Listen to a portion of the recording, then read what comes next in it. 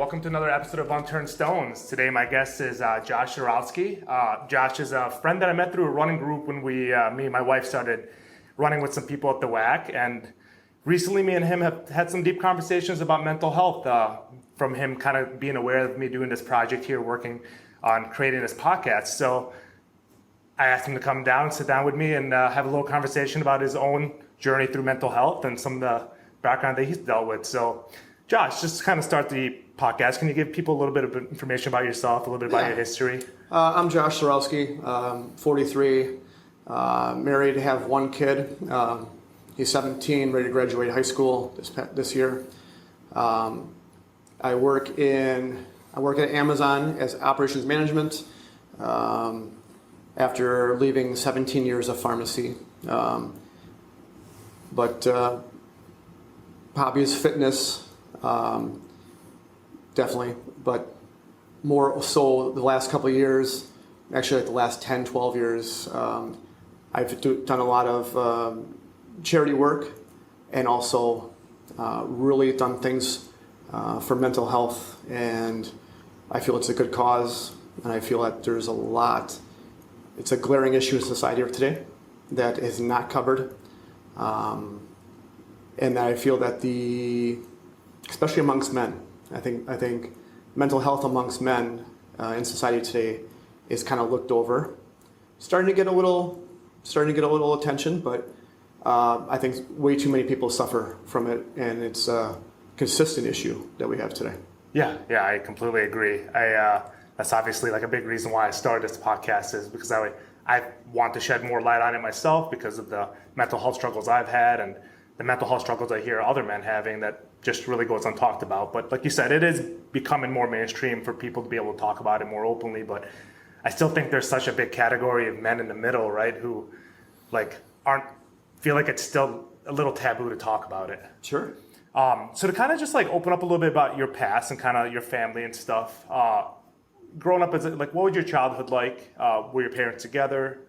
Yeah. So there was 5 of us kids. I was the oldest. The youngest was 10 years younger than I was, Danny. So 5 of us kids growing up. Parents are together. They're still together since '84, so almost 40 years. Maybe next year for 40 years for them. But typical five kid family household. A lot of stuff going on. A lot of things in motion. Childhood was good, but it was very family knit, very close. You grew up in Franklin area, correct? We initially grew up in South Milwaukee. Okay. Moved to Franklin in '92, and that's where I've been ever since. So you've been a Midwest boy your whole life? Yep. Yeah. Okay. Yep. Okay. So what was the dynamic for your family growing up? With the 5 kids. So the youngest what's your brother? You said Danny, right? Danny. Yep. Danny, and then there's another brother and 2 sisters. Yep. So Danny was the youngest. Then it was Jenny, then Brian, then Nicole, and then myself. Okay. So being the oldest, it was almost like, both parents were working, so we were always, we always were together. All 5 of us kids were always together, always hanging out, always doing stuff. Obviously, Nicole and I would be watching the kids during the day when my parents were at work, especially when we got home from school. We had our grandfather living with us for a while too. That helped out as well. But really the bond of my siblings and I have been strong ever since we were young. My mother's side, her family, she was one of 9. And there was a lot of, it wasn't very pleasant. Like there was a lot of infighting amongst them. So we never wanted to be like that. We wanted to be very close knit, have each other's backs, be a really close family. So you kind of had like a little bit of a, not parental role obviously, but like you still kind of were had to take care of some of the younger siblings, because a 10-year difference is big enough where like if you were in high school, they were obviously very young and probably depended on you for some stuff if both parents were working, and sometimes you kind of were you or your older sister were maybe the only ones around to like do something with them at the moment. So you kind of took on like a pretty... Yeah, we'd always watch them. If my parents, they rarely went out and did stuff. It was more, in-home stuff. It was more just family growing up. We didn't really go on vacations. We really didn't do stuff like that because there's 5 kids in a family, and we got to take care of each other, and we just got to make sure that, we grew up doing the right things. So what was life for you then like after high school? Were you still living at home? Did you go off anywhere after high school? No, after high school, I took a year off just to see what I really wanted to do. And then I rolled, this was right around the time, so I graduated in 98. Okay. Went back to school in 99, kind of general studies. Was at MATC, was just like, okay, Then I went into fire science, which took the program there. Couldn't really find a job. Got into business management. Okay. And that's where that kind of took off. And it was kind of sporadic with schooling. I took so many classes because of working and whatever. I moved out of my parents' house around 23 with a couple of roommates. Lived in Oak Creek. In some apartments and stuff, and continued to school. Wound up going to school, transferring to Lakeland College, finished on the degrees there. Wound up with, associates in fire science, and then turned the business management into associate. Went to a bachelor's with a double major in HR. Okay. When you moved out when you were 23, was it hard for you like to leave your family, like your siblings, because you were very close with them, especially the younger ones? Was that difficult for you? That was, especially the younger ones. It was really kind of, it was just weird, right? You had them all. You were with them your entire childhood. You grew up together. You did stuff together. You played together. You guys had everybody had their friends, but we had a lot of friends that were down the street from us. And a lot of families down the street, and they had a couple kids, and we kind of paired up with their similar ages and such. So moving out was kind of different. But I got you get used to it after a while, being on your own, and life goes on. And then next thing you know, my sister, she moves out. My brother, he moves out, and my middle brother Brian moved out when he was 18. Like he was destined to move out. He wanted his own freedom. He wanted his own, So, yeah, that was different, but it took a while for it to adjust, especially with the home dynamics. So, you always hear about how like the whole like oldest, youngest, middle child syndrome. I mean, it's like it's a tale as old as mankind, and it's I think as true as anything that could ever be said. It really is a thing. How much did you see that in your own family, like the whole middle child, younger child, older child syndrome? Because obviously we talked a little bit about yourself kind of feeling a little responsibility for your younger siblings, which is a very common thing for the oldest. How did you see that behavior for like the middle children and then the youngest children? Yeah, I mean, it was definitely a thing like growing up, right? So you're watching out for, your younger siblings. The middle child felt, almost victimized at times because the youngest would, kind of like get away with stuff or whatnot.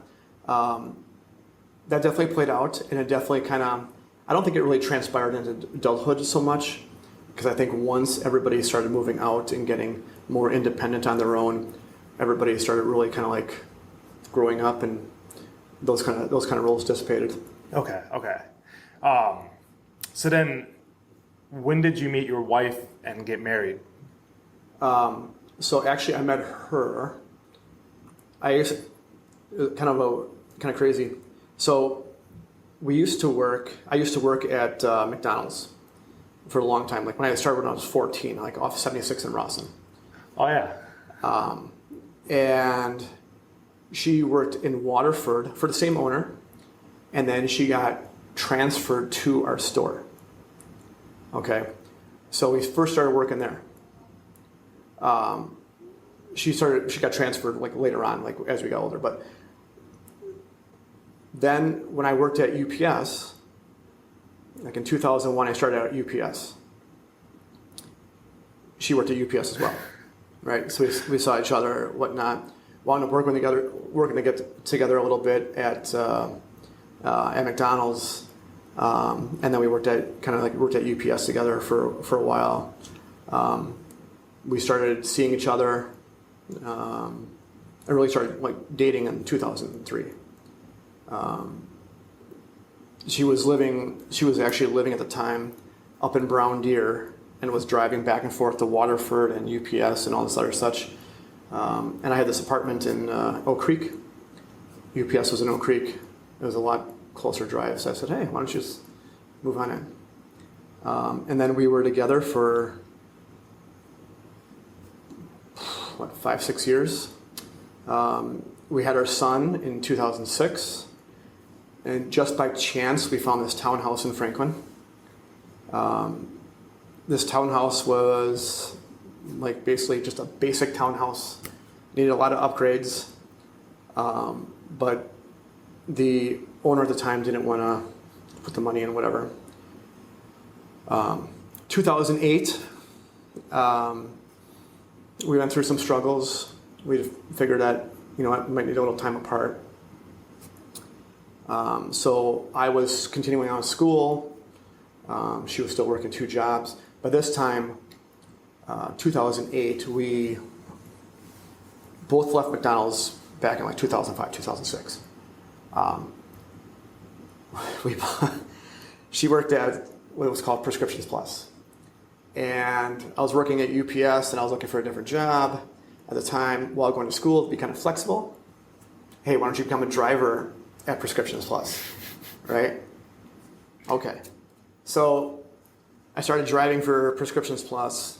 And it was a very family-based, very homegrown environment.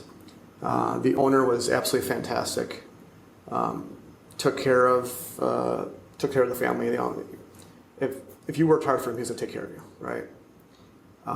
So we wound up working there. It made things a little weird when we kind of split up a little bit in 2008. But, we still were very professional. We're always professional with whatever, when we worked at UPS, when we worked at McDonald's. So we've worked together more than we haven't in our life. That's just kind of weird. Yeah, that's an odd situation, right? And she's still at Prescriptions Plus, as well as her sister. Her sister has always worked with us as well. Her younger sister has worked there even longer than we were there. So yeah, spending 17 years in one place like that, and then everybody else spending almost 20, they're there almost 20. It's kind of crazy. But anyways, 2008, we just had a few differences. Nothing bad, nothing horrible. There's never no fighting or, whatever, like a lot of typical couples. We actually were more like best friends. And that's kind of the way it remained for a couple of years. But as I lived out on my own, I'm going to school. 2009, I'm taking Aiden to the park. It was right after a nice stormy night. I mean, it was stormy, and I'm like, man, I really don't want to take him. I really don't want to go. March Madness was on, but he's 3 years old. He wants to go to the park. The park's right in back of our apartment. Okay. So we're playing. There's this little divot. I slip. My leg slips out. I snap my leg. Tore my ACL, some MCL, PCL. I had to get back to my apartment. So I'm kind of holding on. Hey, Aiden, come here. Holding on to him. And another person helped us kind of get back because I'm limping, but wound up tearing all the cartilage in my knee as well. So here I am. My knee is the size of this, right? And I'm like, holy cow. I call my boss at work, and I'm like, hey, just not sure what really happened here. I got to go to the doctor. Not sure. I don't think I'm going to come in tomorrow. He had some kind of conference in Madison or something. It was called WALA. It was the pharmacies go there. It's just kind of promote the company, promote, the systems, the products, the whole deal, right? He wasn't the happiest at the time, but, wound up completely tearing up my knee. Well, I spent a lot of time at home that year with Aiden because I couldn't really do much, okay? Fast forward a little bit, 2010, I'm kind of like taking care of myself. Wasn't really involved much with the family, school, Aiden, right? Taking care of my knee, physical therapy, just even bending my knee, getting things right was like a lot of my time. 2010, start to find out that, things are a little uneasy, right? Youngest brother is not doing so well. I have suspicions, but I can't really prove anything. He's been not spending as much time at home, kind of gone for a while. Well, 2010 holiday season is the first time I kind of like figured like, something ain't right. Like, because I really didn't see him much. Like cell phones were were kind of basic at the time, right? You had a flip phone. You're texting with the 4 characters just T9. to get the T9. Yeah. Just to get a couple words out. You know what I mean? Hey, how's it going? Spent instead of like 3 seconds that you do now, takes you like 30 seconds, right? So that year, I kind of holiday season, I kind of figured something ain't right.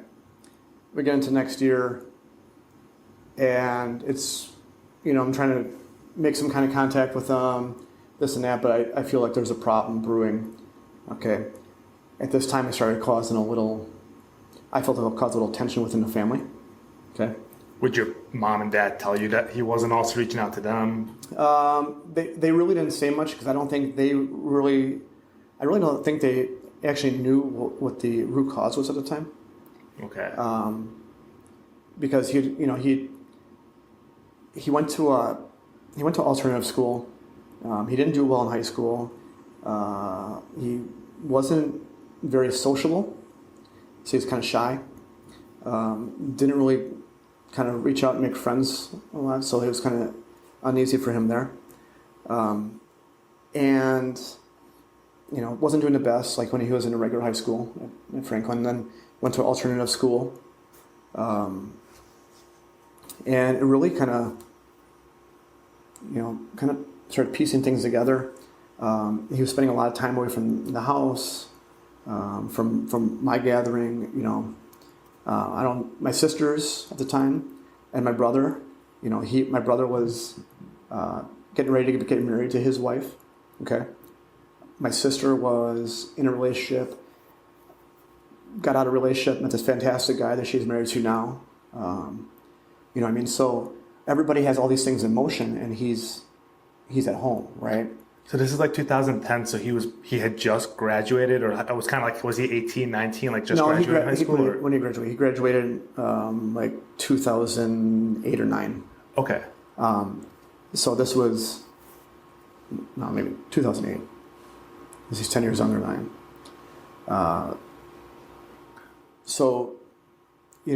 He's had a job, but he kind of went through different jobs, kind of finding his way, a little bit, right? And he talked about maybe going into the military and doing this and this and that. Well, that's when we've kind of found out, like during that holiday season, we kind of found out, like, okay, he has some stuff going on here, right? He must have got into just a bad crowd. I remember one particular July 4th, we always get together with the family, and we'd have a cookout and just listen to some music and just kind of have a good time, right? That was standard all growing up. And he wasn't present. Hey, he's with his friends. Okay. Well, my parents and I was like, what the heck? Like, something's going on here. We need to intervene here. Like, let's cut this off. and who knew, right? Like I didn't know what was really transpiring, how big this thing would really get. But, I was kind of irritated by it. My parents we had a disagreement and I left, you know what I mean? And I remember that clearly to this day because I'm like, man, something just isn't right. 2011, turns out like on and off back in rehab, right? He was getting into pills and opiates and things that just were, I remember coming over one time and I see him just visiting my parents and just looking at him and he's just glazed over. I'm like, oh my gosh, man. You know what I mean? So this is really during that time period where the opiate prescription issue was like booming. Yeah. Early 2010, 2011. Yep. It was like Oxycontin was on the streets everywhere. It was being overprescribed. So that was right around that period. Yeah, and I honestly think, so I blew up my knee in 2009, right? April 9th, 2009. And I remember him coming over one day. And I think this was going on since the end of high school, kind of going on for a while, but it was kind of like nobody really knew about it because it wasn't really full blown yet. It was kind of, and I look at my prescriptions and I have been always against that. Like I didn't feel right. I didn't like taking pills. I didn't like taking painkillers. I didn't like taking none of that stuff because I didn't feel right. And I'm like, what the hell? Come on, man. Like he was at my house and then he left to go with his friends. And I'm like, all right, either I'm losing here, but I have not taken this many. And it looked like there's some gone. Can't prove it because did I have an accurate count of how many? No. But because I barely took any and it just seemed like the bottle was a little bit lower, oof, right? Told my mom right away, like, hey, listen, I'm not making any accusations, but this is maybe you miscounted this now. Maybe so. However, let's keep an eye on this, right? 2011, there was a couple, whether it was me, whether it was my sister, my parents, we took them to different places. He would do good for a while, come off it, and every time he'd come off it, we'd have a conversation, we'd talk about it, and it'd be a positive conversation. I do remember, the last time I remember, it was 2011, right around Christmas. I said, hey, Danny, let's go Christmas shopping. I know you don't have much money. I said, but we can hang out. We'll take Aiden with us, and Aiden was 5 at the time, right? And clear as day, this sediment rains in my head all the time, and I think about this all the time. That looked me dead in the eyes as I'm driving from our parents. He said, Josh, if I have to go back in that place again, I'm just gonna end my life because I can't do this anymore. And I was just like, hey, come on, don't think of that way. I tried to be positive, but I'm thinking in the back of my head, I'm like, all right, is he really serious? Because a lot of people say it, but do a lot of people do it? Right? So at this point, he'd been to rehab, how many times did you say? At least 3 to 4. Okay. At least. Okay, and it wasn't always the same place that he was alluding to in that comment that he didn't want to go back to the exact same place. No, it wasn't the same place. We tried a couple different places from what I recall. One place I really did not like because I didn't feel like, because of where it was, that basically he'd get out of it and there'd be people trying to sell it to him again. Okay, yeah. One of those kind of areas. So Christmas shopping, this and that, and it seemed like everything was getting better. January 2012. I think it was January 11th. So our dog dies. Our family dog dies. Okay. This is our dog Willow. Willow was I actually rescued Willow.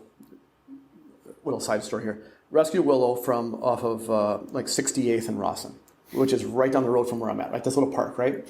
My uncle and I were working at American at the time, and just a little side gig I was doing with UPS after I left McDonald's.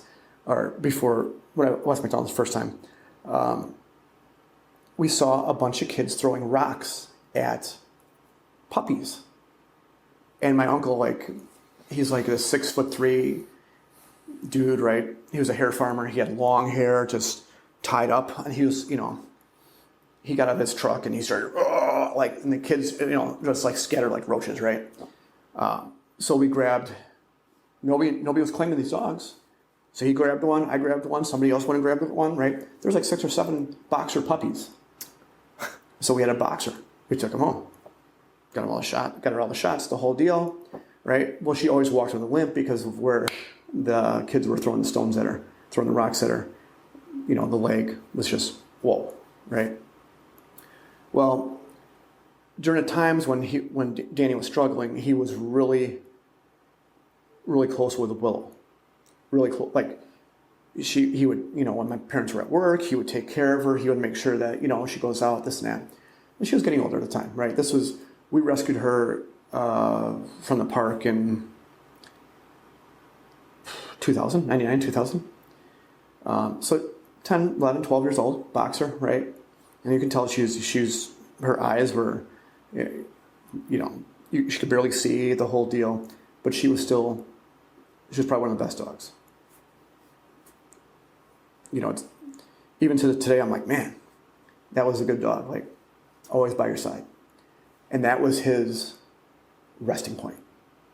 That was his, like, go-to, right? Everybody needs something, whether it was a friend, family, girlfriend, whatever, right?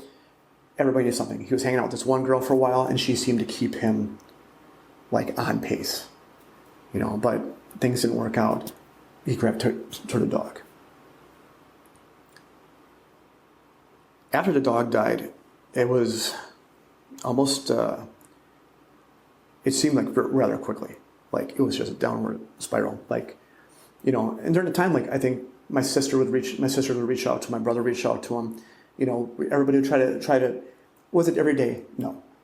Right? No. But reach out to him, talk to him, see whatever, right? A couple months later, fast forward to the day everything happened, May 2nd, 2012. Just a normal day. Okay. I'm at work. I get sent out to go visit this one. Hey, I need you to stop at this one facility, whatever, blah, blah, blah. We need to go pick up this prescription, coincidentally, for opiates, right? The patient's in pain, they need it. Okay.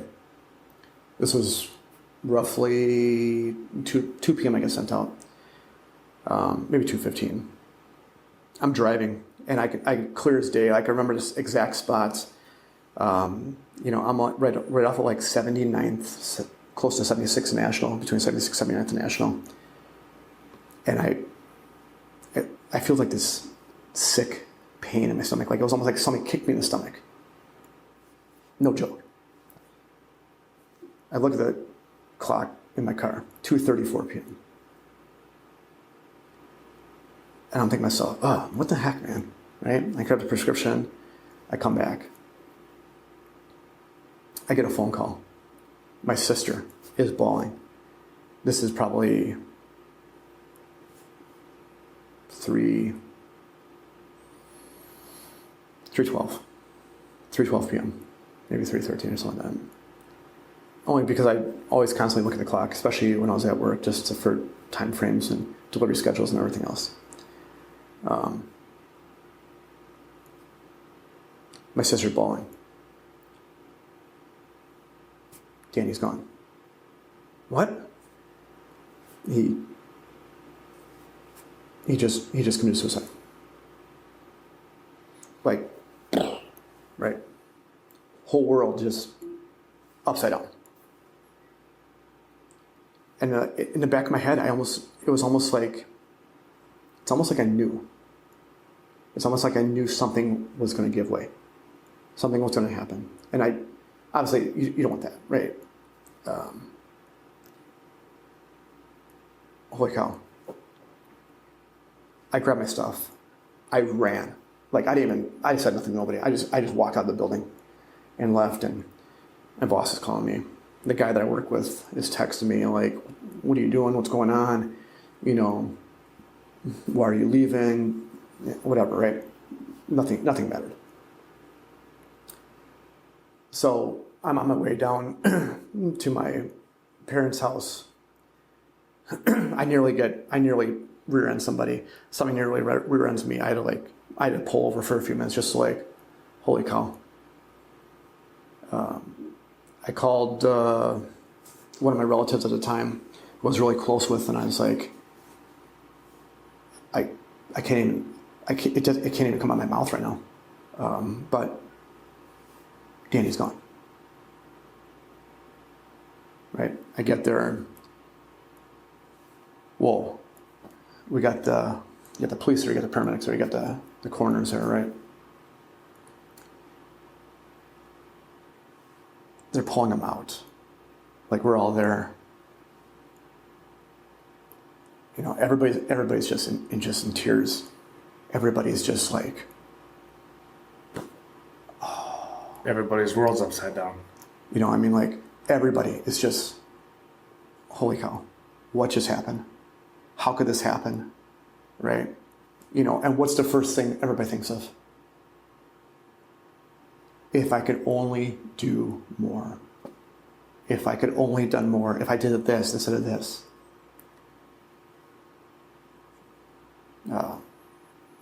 My parents, you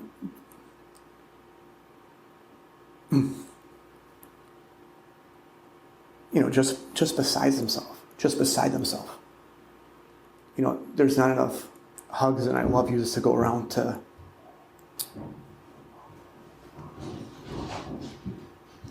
just even comprehend like what was happening, right? So we're there. You know, my dad is probably he's a man of few words. He really is. Like, he doesn't really talk much. He's a man of few words.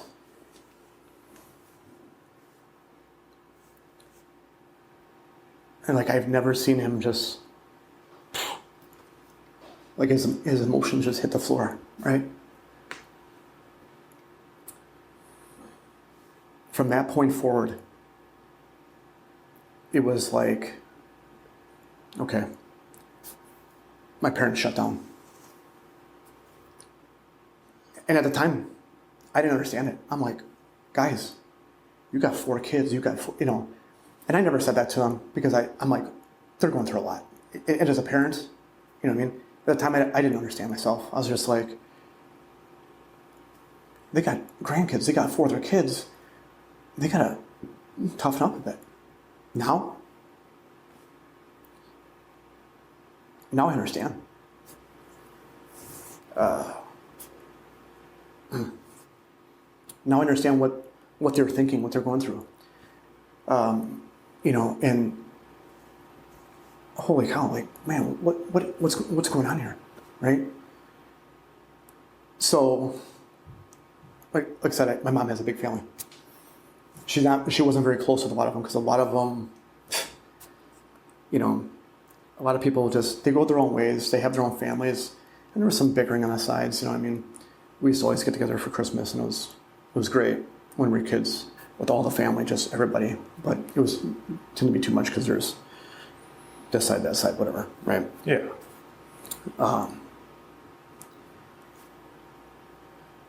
They literally shut down. So here we are. My sisters are a wreck. My brother's a wreck.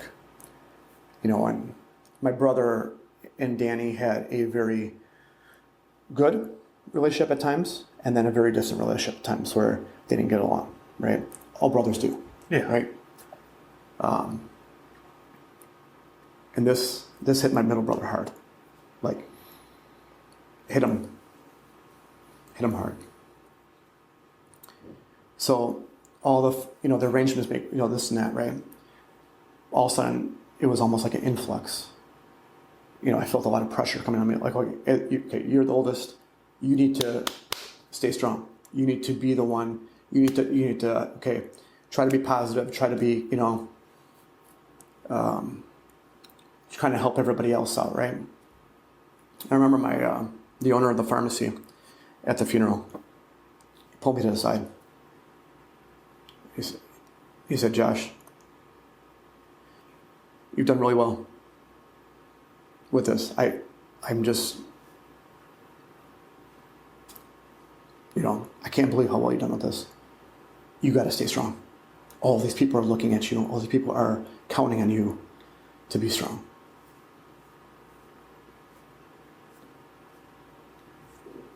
Okay. And I looked up to him. He had a good business sense. He knew I was going to school for business. We had a very good relationship, right? He knew I worked hard. Like, he took care of the family, right? He was good to us all. Okay, so I looked up at him and I'm like, okay. Well, both sisters have, they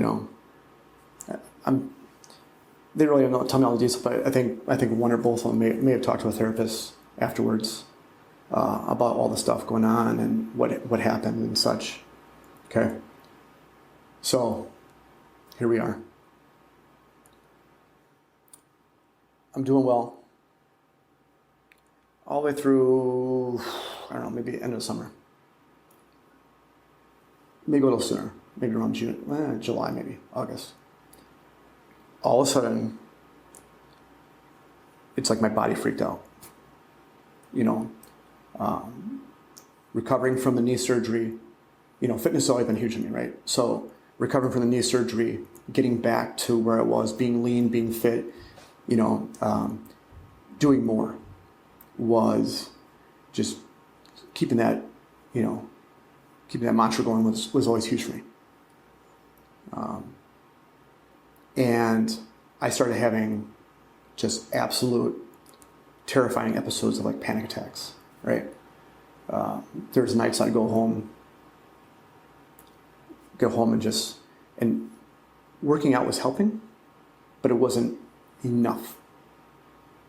There's nights I'd go home and after just thinking about everything because people reaching out to you, I would even have like some of my cousins sending me just nasty messages like on Facebook Messenger, like, how could you let this happen? You were the oldest, you didn't tell anybody about anything and look what happened, this and this. Like nasty stuff. Like, who even says that stuff, right? Yeah, especially in a situation like this, to sit there and point fingers and blame. You're not gonna invite us to the funeral. No, you were never close with them. Why would I invite you to the funeral, right? All that stuff built in. I would actually go home. I would actually get in the shower and I would just break down. Just, bawl my eyes out and just think, man,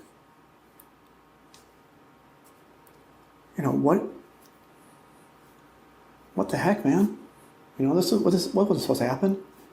We're all close growing up. We're supposed to be together, remain together, have families together, bring our kids around each other and live life good. So all those thoughts were raised. The panic attacks were just, it was getting too much. Like I didn't go see a therapist. I didn't talk to anybody. I talked to a few people, some of my close friends. They took me out to different places. We would just kind of hang out, just kind of de-stress, relax, But it got to the point where I was at work one day and my vision would just go like haywire, where I couldn't even focus on anything. My heart would be racing through my chest. I would be driving and my palms would be sweating so bad. Like Aiden would be in the car and I think to myself, I'd have all these thoughts of like impending doom. You're going to drive off the cliff. You're going to do this. You're going to do that, right? And I am just like, okay, so I go see this doctor who's actually a pastor now. he's a fantastic person. And he said, you have a brain injury. Let's put you on a low-grade antidepressant. Okay. Wasn't really thrilled with it at first. It took me a while. He took me a couple sessions. Like, it took me a couple times to go to the doctor to actually convince me, because I was not, even though I worked in pharmacy, I was not, like, I don't feel that there should be a pill for everything, right? Yeah. Went on this antidepressant,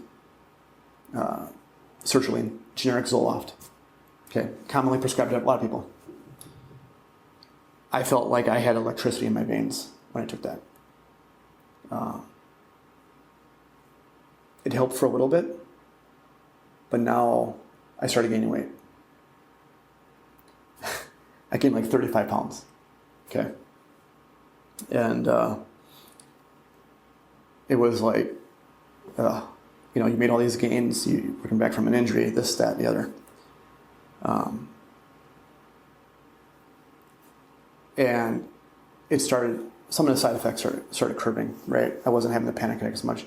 Like, there'd be times where I'd be sitting at work in my chair, and I had this nice comfy chair, I'd be on a computer, and something would just be a trigger. Something would just trigger it. And next thing you know, I could barely breathe, heart beating through the roof, right? You know, I drank some water, avoided caffeine, avoided a lot of alcohol, you know, the whole deal. Nothing was working. Finally, things started to seem to calm down, but I wasn't myself. And I knew it wasn't myself because everybody was telling me, like, ever since you've been on these meds, man, you're not yourself anymore. You're just very somber, you're very, you know, and I knew I had to get off these meds. Like, I knew I had to figure out some way. Something had to give way, you know. And I did a lot of meditation before everything happened. And I really kind of focused in, like, for a while I didn't do it because I was just so much going on in my brain. Even though I probably should have, it probably would have helped at the time. But afterwards, you know, I started doing that. I started meditating more, started getting, you know, taking deep breaths, trying to calm my body down, like sticking on my fitness schedule, whatever. So, you know, I was kind of up and down for a few months with it. You know, but as I said, like this took a toll, like, on my middle brother a lot, right? And took a toll on my sisters, took a toll on everybody. Like, everybody, my parents were still, during this time, still withdrawn.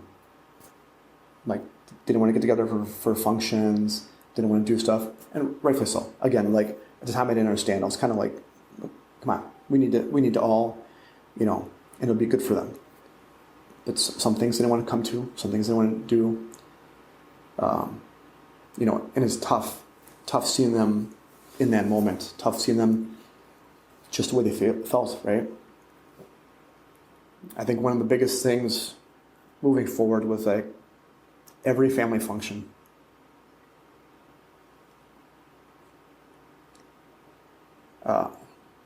You know, as kids, we were, you know, we said I love you to your parents and they said it to us, but it wasn't as much, right?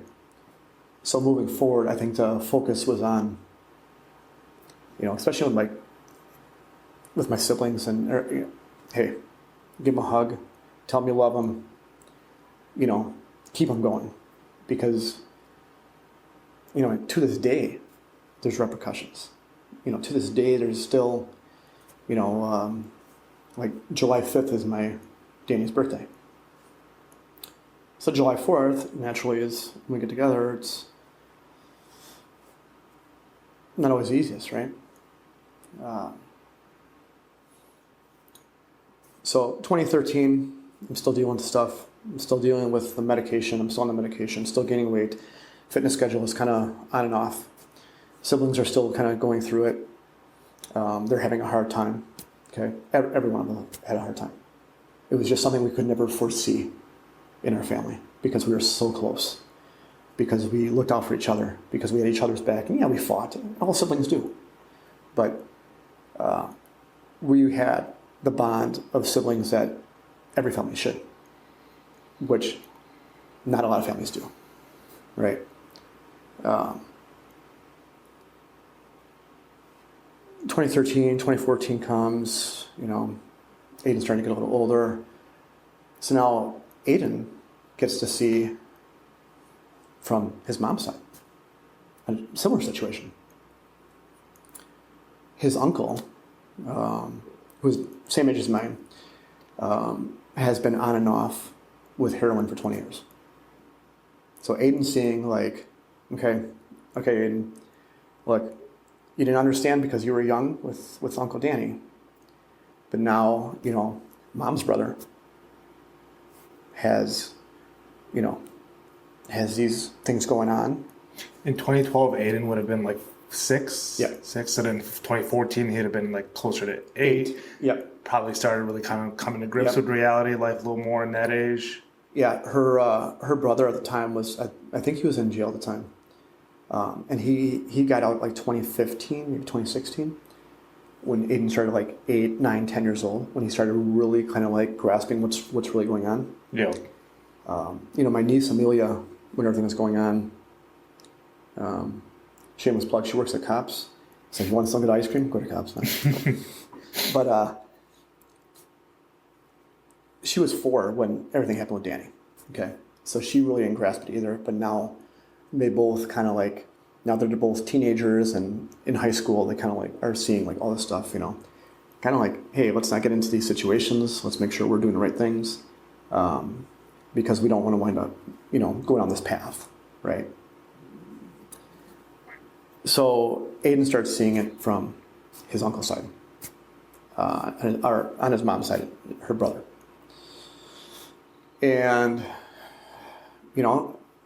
one thing I appreciate about Annie's parents is they've always been real blunt about it. Like, look, Kenny got in trouble again. Okay? He did this, this, and this. Aiden, don't you ever get into trouble like that, right?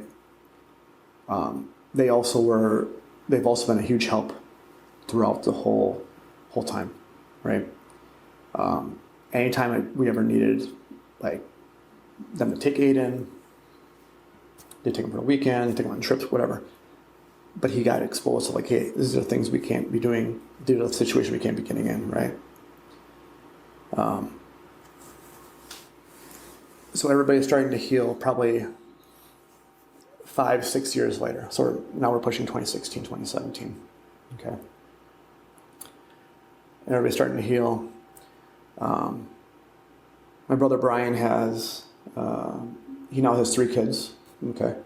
At the time, him and his wife I think they had 2. But he always, like to have a few beverages and, he didn't get all wild and stuff, for the most part. But alcohol was becoming his coping strategy. Yes. A lot of things were going on in his life. And I feel like, he used that as a coping mechanism. And I believe, what was it, 2018 maybe? We were up north at the in-laws cabin, way off the beaten path up by Hurley, Mercer area. And I got a text, this mile-long text from his wife saying that, he got a DUI and he's doing silly things. And I'm like, okay, this will be a wake-up call for him. Okay. And I think for a while, it was. But I don't think, I think he didn't talk about, like my brother Brian didn't, I felt like at times he talked about his emotions and what he was feeling, what he was thinking, what was going on, right? But at other times, I feel like he just kind of closed up, like next couple of years, escalated, right? So I bought my house in 2018. We just had all these different changes, all these different things going on. We're going on trips, we're doing this, we're doing that. Okay. Brian has his family, his 2 kids, his 2 boys. Oh. Let's rewind to 2015. 2015, we were at one of his kids' birthday parties. And his wife, great gal, always been just fantastic, right? Always been supportive of him, always been, she's strong in her faith, good mother, great gal.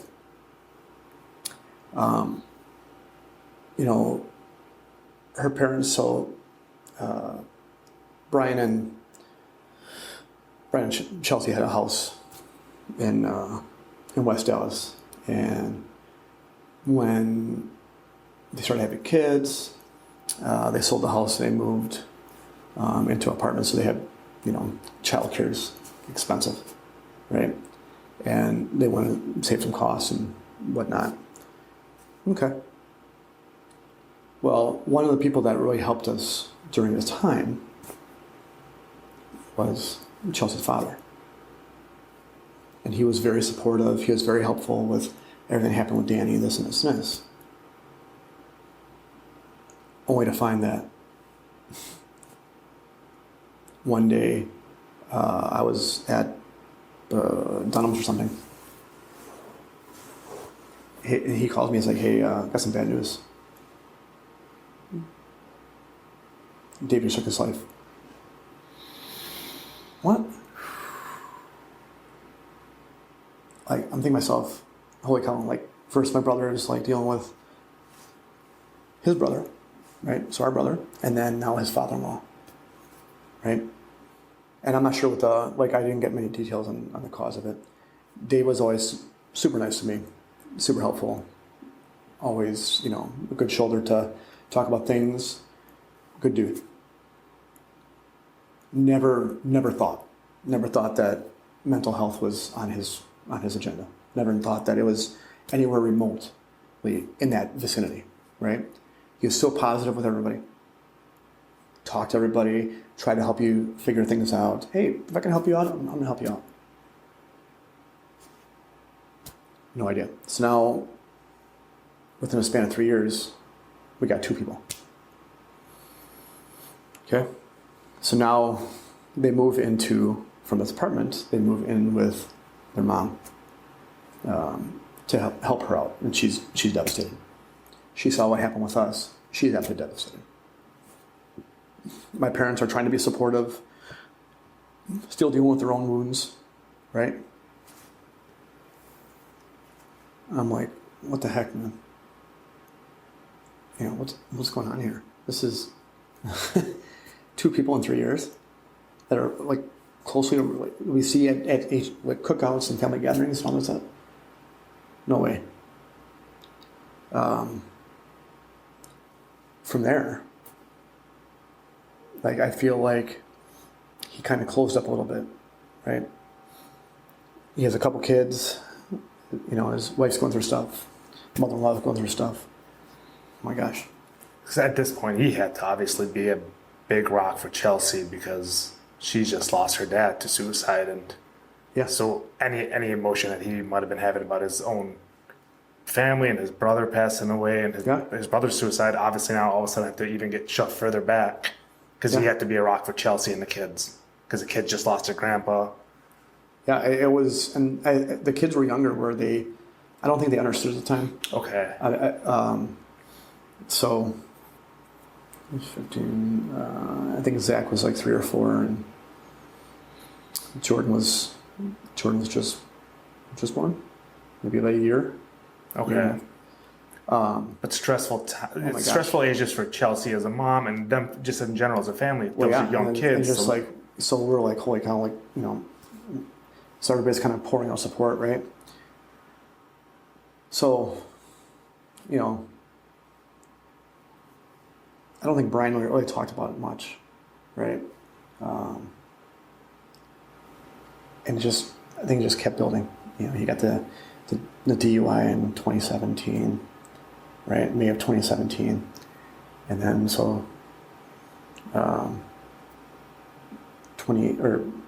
27, 2019. But, he had all these things in place. Okay, maybe his drinking's got out of control, this and this and this. Things kind of started to escalate, right? And it got kind of crazy.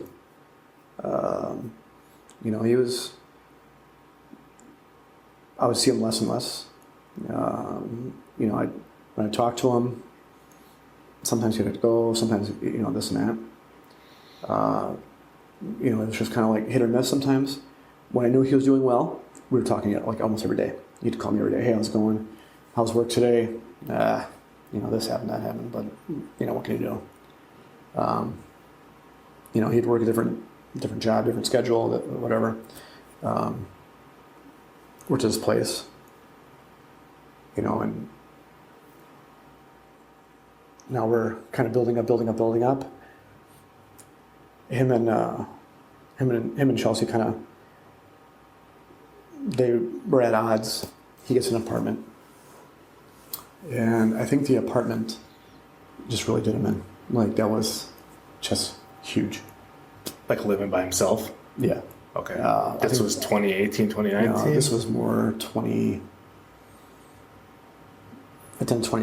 around 2021 area. Okay. But here he is, like, and you can just tell it's building, right? And he's at functions. When he's at functions, he's not there very long, kind of leaving.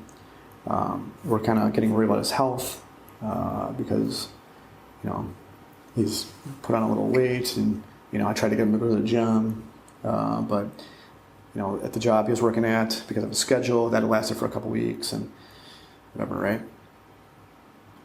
I knew there was something going on there.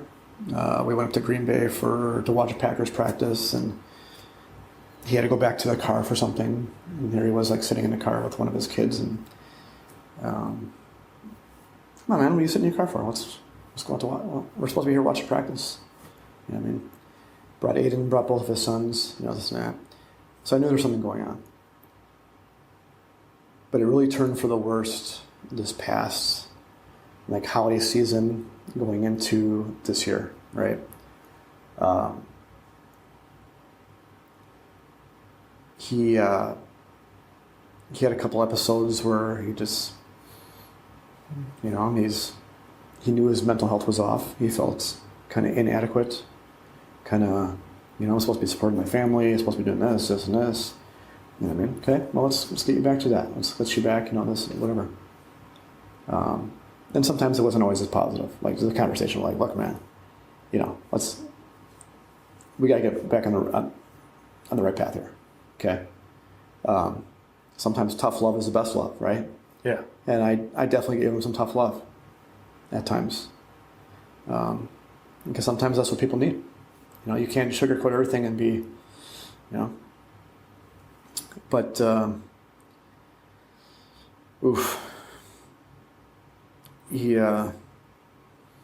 are times, like I said, there'd be times where he'd just leave functions and just be like, okay. Why do you have to leave so early, right? What does he have going on? He lives by himself. He has nothing going on. All this stuff is cooked for work. He has nothing to do. What are you doing here? This year he had a close call. And as a family, we just kind of decided, we all got together and look, enough is enough. A day or two before everything happened, I called my mom and I was like, Mom, something ain't right. Something is just not right. I was like, we need to get a hold of him. I said, nobody's heard from him in a couple days.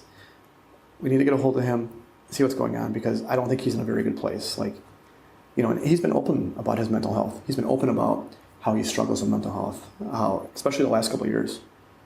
But using alcohol as a crutch, right? So there was awareness for him. Oh, he was aware. He knew his mental health was waning, and he knew that he had some things to work on. He was self-aware of that. He talked to a few people and whatnot, but I think the alcohol, the addiction took over, right? This year was just, here we are. I'm out running on a Saturday. I get a phone call like, hey, Brian's going to the ER. What?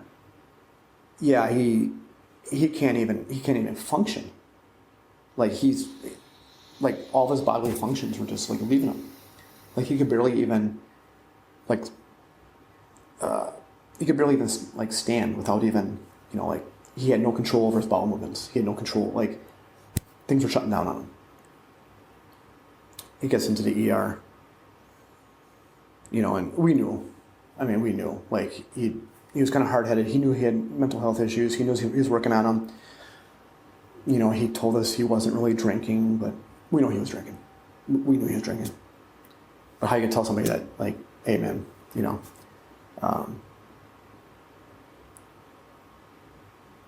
he goes into ER.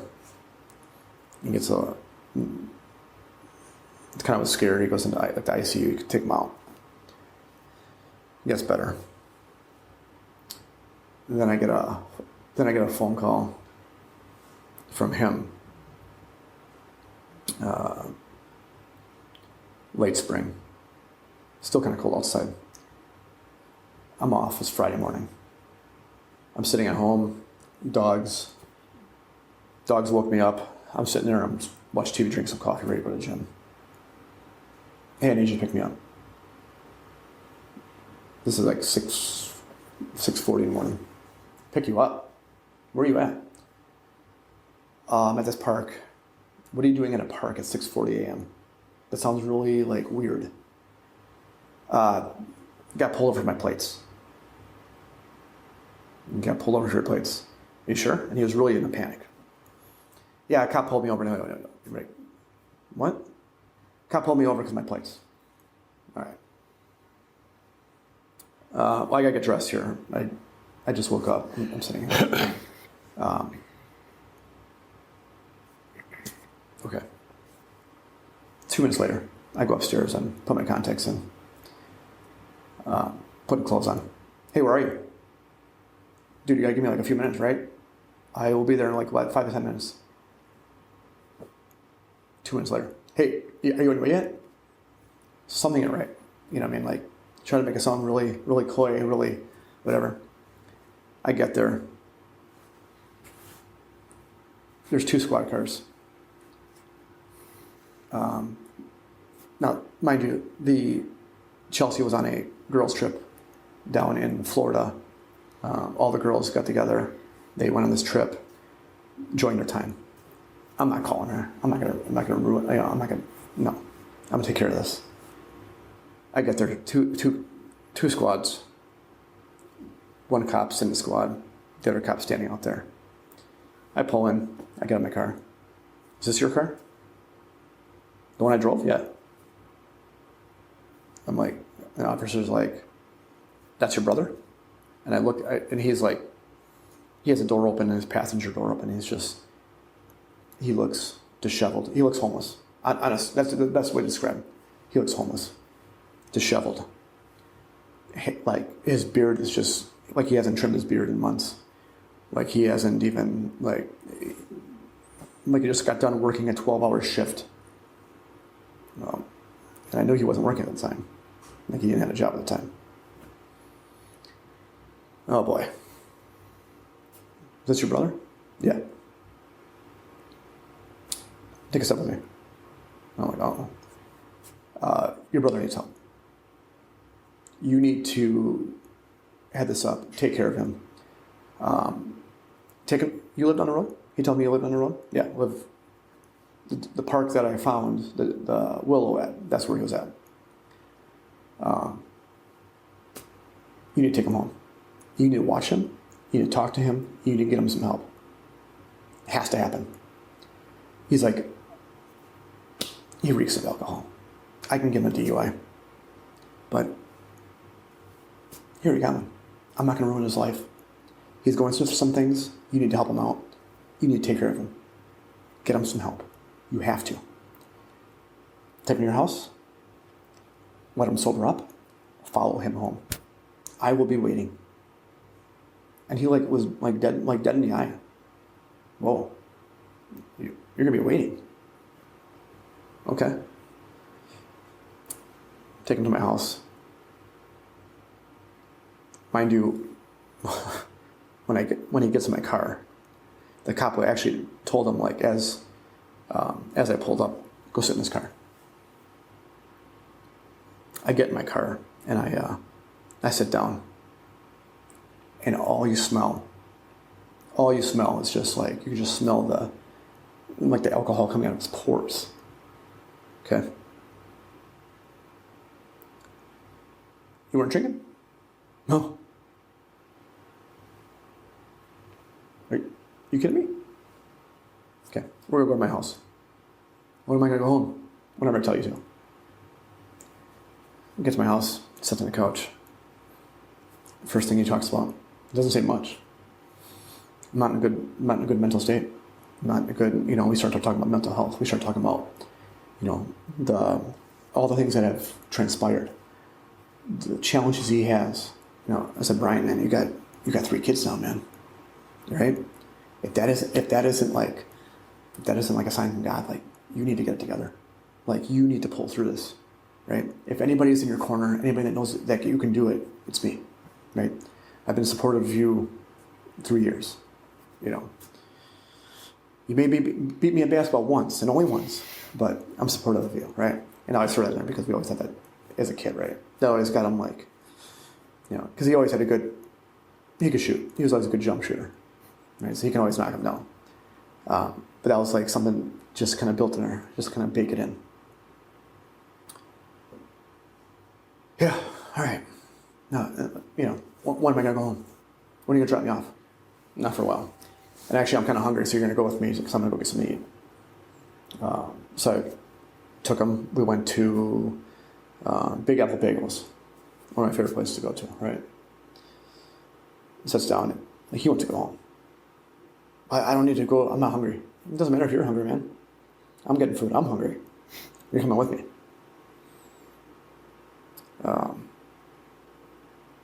Yikes.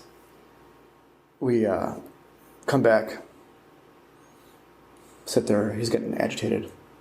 Finally, it's about 4 or 5 hours later on a Friday. I'm like, okay, now I picture my day off, but all good. Finally, I drive him home around noon. I take him to his car. All right, I'll see you later. No. I'm following you home. Why? What do you mean? You know why. You know why. Start driving. He drives. Sure shit. There's a cop sitting off to the side. As we pass, and I was like, holy cow. If I let him, he would have got nailed again. Right? Yeah. Follow him home. He gets to his house. He's angry. I don't talk to him for a few days. He doesn't answer my call, whatever. Finally,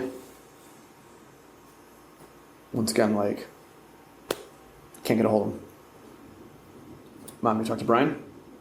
Not for a few days. Him and Dad were arguing on the phone about something. Oh boy. Nikki, you talked to Brian? Jenny, you talked to Brian? Well, got a hold of Brian. Finally, it was the next day. My mom said something to him on the phone, look, he didn't sound right on the phone. He sounded like he was drinking.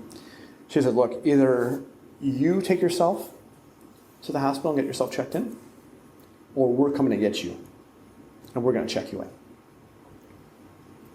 Sure enough, he goes to the hospital. His BAC was around 0.30. He was literally up just pounding away, right? Drinking malt liquor all night. It's during those 4 or 5 hours that he was at your house when you picked him up that day, he was just probably going through withdrawal. He's starting to get agitated because that's probably a long period for him not have been drinking. Oh, yeah. Or get some kind of alcohol in his system. And like I said, we knew. We knew something was going on there, right? He we wouldn't let it, like he had some complications in the hospital. He went through withdrawals. We're like, look, you're not leaving here unless, like, we're going to make a decision as a family because we are not going to go through this again. We are not going to see, something happen to you and next thing you know, your wife's going to have 3 kids that she's raising on her own. Okay? And he, I don't think at first he did not like the decision, can't tell me anything. We took his keys, I talked to the nurse, I'm like, hey, I need his keys. We need to see what's in his car. Right? And it was getting bad. Like I said, he could not control his bodily functions, right? So he's in the hospital a little bit longer than he anticipated. Some complications, liver, gallbladder, different things, right? Finally, we came together and said, look, man, we love you. We want to make sure that you are on the right path. We want you to take care of your mental health. We want you to take care of all the things that we need to take care of. I want you to live long and have a good life with your 3 kids. I want you to be there for them, right? So does your wife. So does the family. Everybody wants you to. You got to take care of this, right? We basically made a decision that he's going into this place that he can technically leave if he wants to, but it's more of it's a Christian-based facility, and they were highly touted as the success rate is 95%. He's now been in there for 4.5, 5 months. He has lost almost 80 pounds. Wow. His mental health it's night and day because he's clean, he's sober. I mean, we're seeing a person that we have not seen in over 10 years, right? After going through all the trauma and heartache with Danny, I wake up every morning, I thank God that we got him in time because he was on a collision course. Honestly, the people in the hospital told him, you don't have much time left, man. You probably would have drank yourself to your death, So I think every morning I wake up, I thank God that he's still with us. His kids go see him all the time. The relationship between his kids and his wife is just so much better, right? His faith has been renewed. And I think over the last, growing up, we were always told to go to church and this and this and this. And because of our schedules, because my parents work so much, we didn't go as much. We went a couple times a year, maybe sometimes we went during the year. We didn't go as much. But I think now, going through what we went through, seeing all the heartache, seeing all the trauma, going through all the anxiety, going through all just dealing with everything, people throwing at us, whether it's job changes, whether it's families, all the stuff with COVID. I mean, everything over the last decade plus. I think all of us, our faith has been renewed.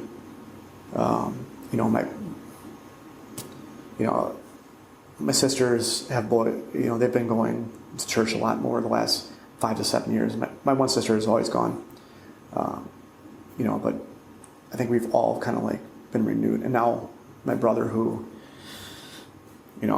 before when he was going through his issues, he's always more of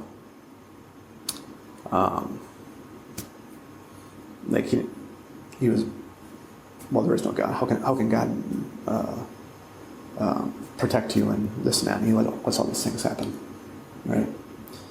But now this whole program, his faith, it's really kind of renewed things, right? One thing that we have always done for my brother Danny, and I've gone almost every year, is, you see me wear this bracelet. This bracelet hasn't been taken off. Usually I get a new one every year. and I usually change it out every year. But the second week in October, it's usually right after a wolf pack run. The next day is called Out of Darkness, and it's all about people like suicide awareness, mental health issues, keeping people up. You know what I mean? So I've been doing that since 2013, when some of Danny's friends, some of his long-term friends, who talk to me all the time, one I hired at the pharmacy for a driver for some time, and a couple other, like one other one I worked at Amazon with for a little short bit. But they, they're totally focused. One wrote a book, totally focused on that kind of stuff. But we do this walk every year, and it just creates awareness. Again, I don't think mental health is talked about enough. I think society, especially for men, I know it's becoming more prevalent now. Like, you want people to speak out, you want people to talk, especially our veterans, especially with PTSD. You know what I mean? But you want all these people to talk out, speak out. But I don't think, a lot of people do. A lot of people are still not comfortable. So this kind of raise awareness, this kind of walk. I'm also, at Amazon, I'm a part of a couple of affinity groups. One of the affinity groups is mental health awareness. And next month is like a huge thing for mental health. September 9th, we have a suicide awareness. We have all these things planned. We're putting all this stuff together. We're going to have like a brochure, a booth, maybe I'll go up there and talk and give some outward, basis of what I've been through. Everything from the feeling all the pressures on me to the panic attacks, to working through that, to, seeing another family member commit suicide, to another, my other brother going through mental health issues and what he's taken on. You know what I mean? I mean, think about it. Like, think about my parents right now, right? Right now, I think when Brian went into this facility, or before Brian went into this facility, they're like, almost like, oh my gosh, here we go again, right? But I think now they have a renewed purpose, like, and renewed hope. They both sound so much better. Like, talking to them is just so much better. It's just crazy. Just a transformation from, all the way down here to, to actually having good, positive conversations, letting organic conversations flow and not being closed off and sheltered. You know what I mean? So it can happen. I really appreciate you sharing, that whole story from Danny all the way through Brian, what's kind of happened. I mean, that's a lot. That's a lot for anybody to deal with, let alone process and try to move forward with. I have so many questions for you, and like, one of the first ones that comes to mind is, obviously now mental health's very prevalent in your life. You're aware of it, men's mental health especially, the fact that you've seen men in your life who struggle to deal with it and get past it, luckily. And I don't even want to say luckily, through the fact that you guys came together with your family, you guys made sure Brian was able to get past it, and you guys were there to support him. But when did any mental health stuff ever come up when you were a kid? Did you ever see struggles when you were a kid, see struggles in your brothers, indications that someday that they could be dealing with these types of situations? Honestly, with them, no. I think a lot of people struggle as teens. When we first moved to Franklin, like, I never felt, like, I personally didn't feel like I felt it, like I fit in. It was just a different set of kids, different set of culture. Like, it took me a while to adjust. Like, I was kind of closed off from myself. Like, I didn't want to talk to anybody. I felt like, I don't know if, like, like personally ever struggled, but I think we've all had times. I think a lot of people go through life where they have an episode, they just don't know it. Yeah, they assume it's such like a one-off and it goes away, but I think a lot of people can get through their whole life, honestly, a lot of times like never really discussing mental health and just like bearing down on it and dealing with it for the rest of their life. But sometimes it's not about that, like, yeah, you can deal with it quietly, and you can deal with it quietly and you can have your own little solutions for it and get through the whole rest, but it's about increasing your quality of life. Yeah. It's about living a life that feels more fulfilled, that feels more open, where you're not always sheltering your feelings from the world because that's just the way you learn to do it, especially I think men growing up in the 80s and 90s and the early 2000s before some of this stuff really came up. So for you went to high school in the 90s. Mm-hmm. At that point, mental health was not talked about. To be a senior in high school in the 90s and to maybe be going through some episode, ADHD, that kind of stuff kind of became prevalent in the 90s. Sure. That a lot of that blew up with depression and anxiety. It was just, we'll just deal with it. Right. There's vets who went to Nam and fought and came back, and if you can't even deal with your anxiety, then you're being a pussy. It was this like propagated message of like, just be masculine and deal with it. For women, it was accepted to maybe talk about it more. And I think, especially on my mom's side, right? So my dad's side, he was the only child. Okay, so on my mom's side, you can see instances over time. Our grandfather on my mom's side had epilepsy. Okay, he had 9 kids, 9, right? And oh man, when he got epilepsy, like, I don't know what he was thinking because I was only 4 years old when he passed. But what he started doing? He started drinking a lot, right? He started drinking a lot because, who knows? Here I am at home. I'm having this health issues. My wife's working. We got 9 kids. Some of them are out of the house, but we got to keep this thing going. Back then, you didn't talk about that kind of stuff. Like if you were a man, you took care of the responsibilities, you provided, you did what you needed to do, you didn't talk about your feelings, you moved forward, right? And that's kind of how a couple of my uncles have turned out too, right? A couple of my uncles have had some flare-ups and some issues, and they've come to light over the last couple of years.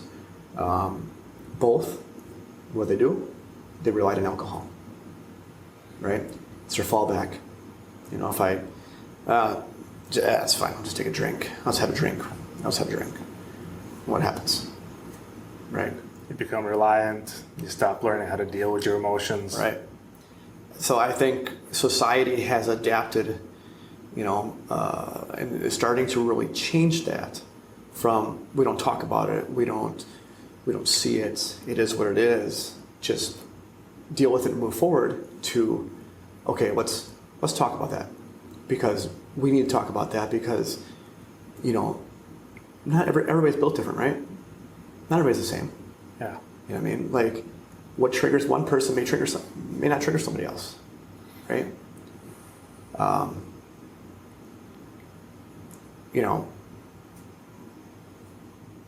Some people struggle with, job, money, providing for your family, this and this, right? All these hierarchical things that are supposed to be taken care of by men. Some people struggle with that. Some people don't. It depends on the person. You know what I mean? So, are we coming around as a society now?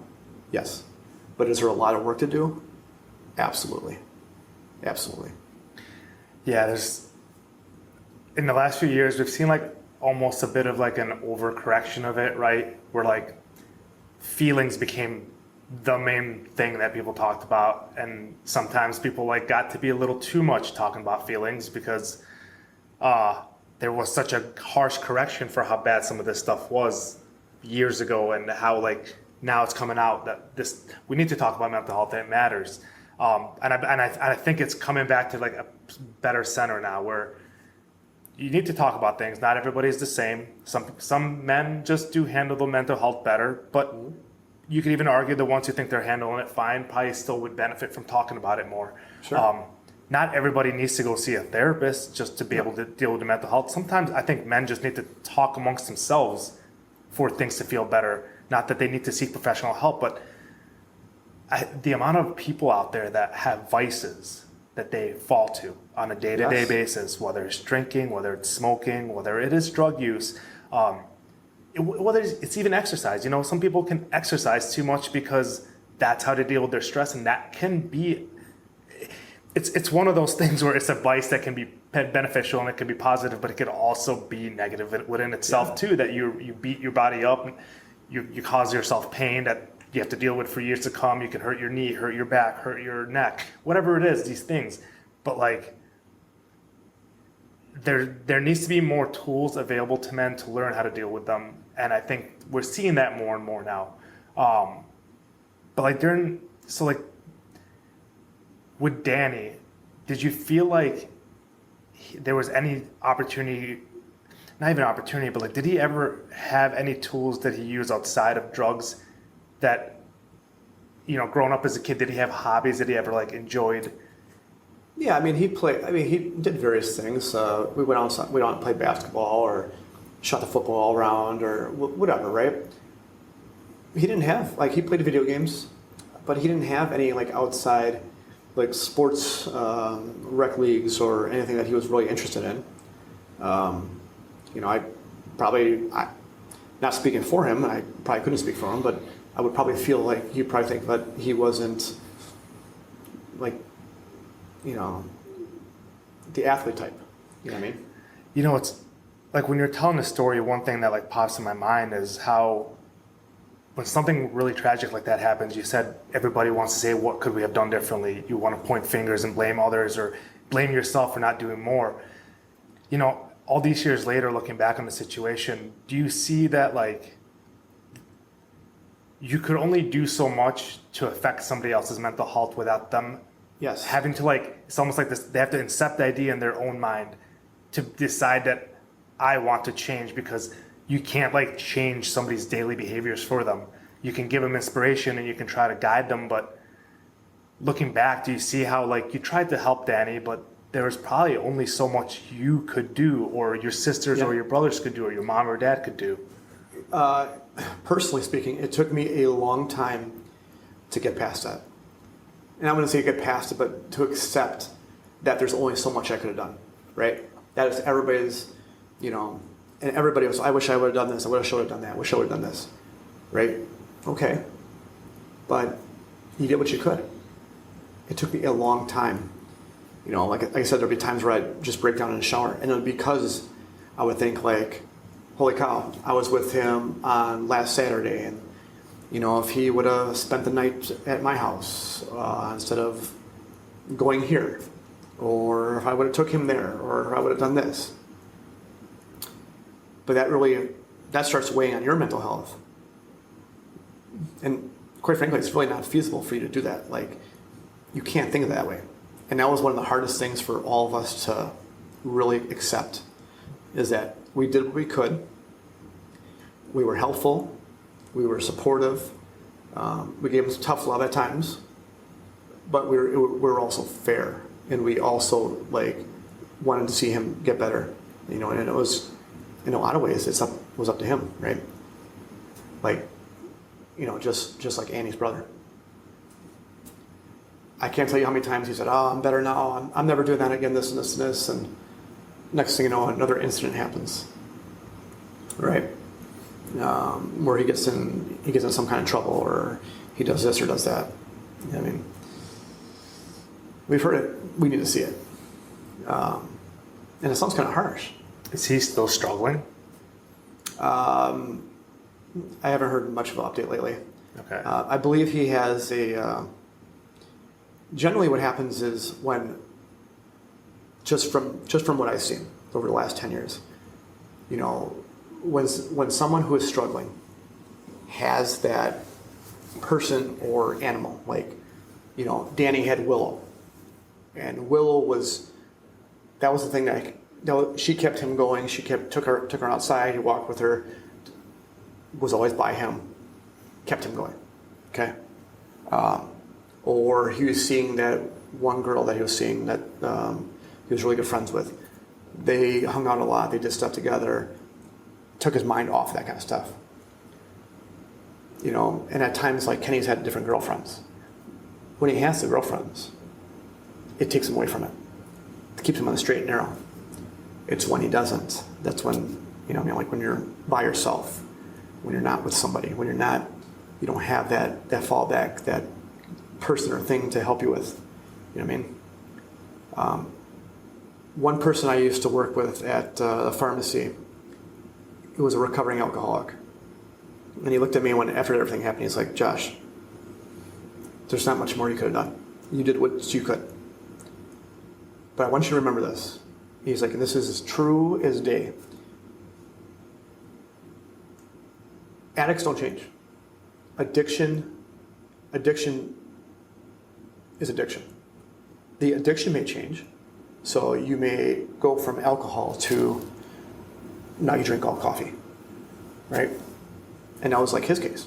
Like he would drink coffee all the time. He's like, this is what keeps me going.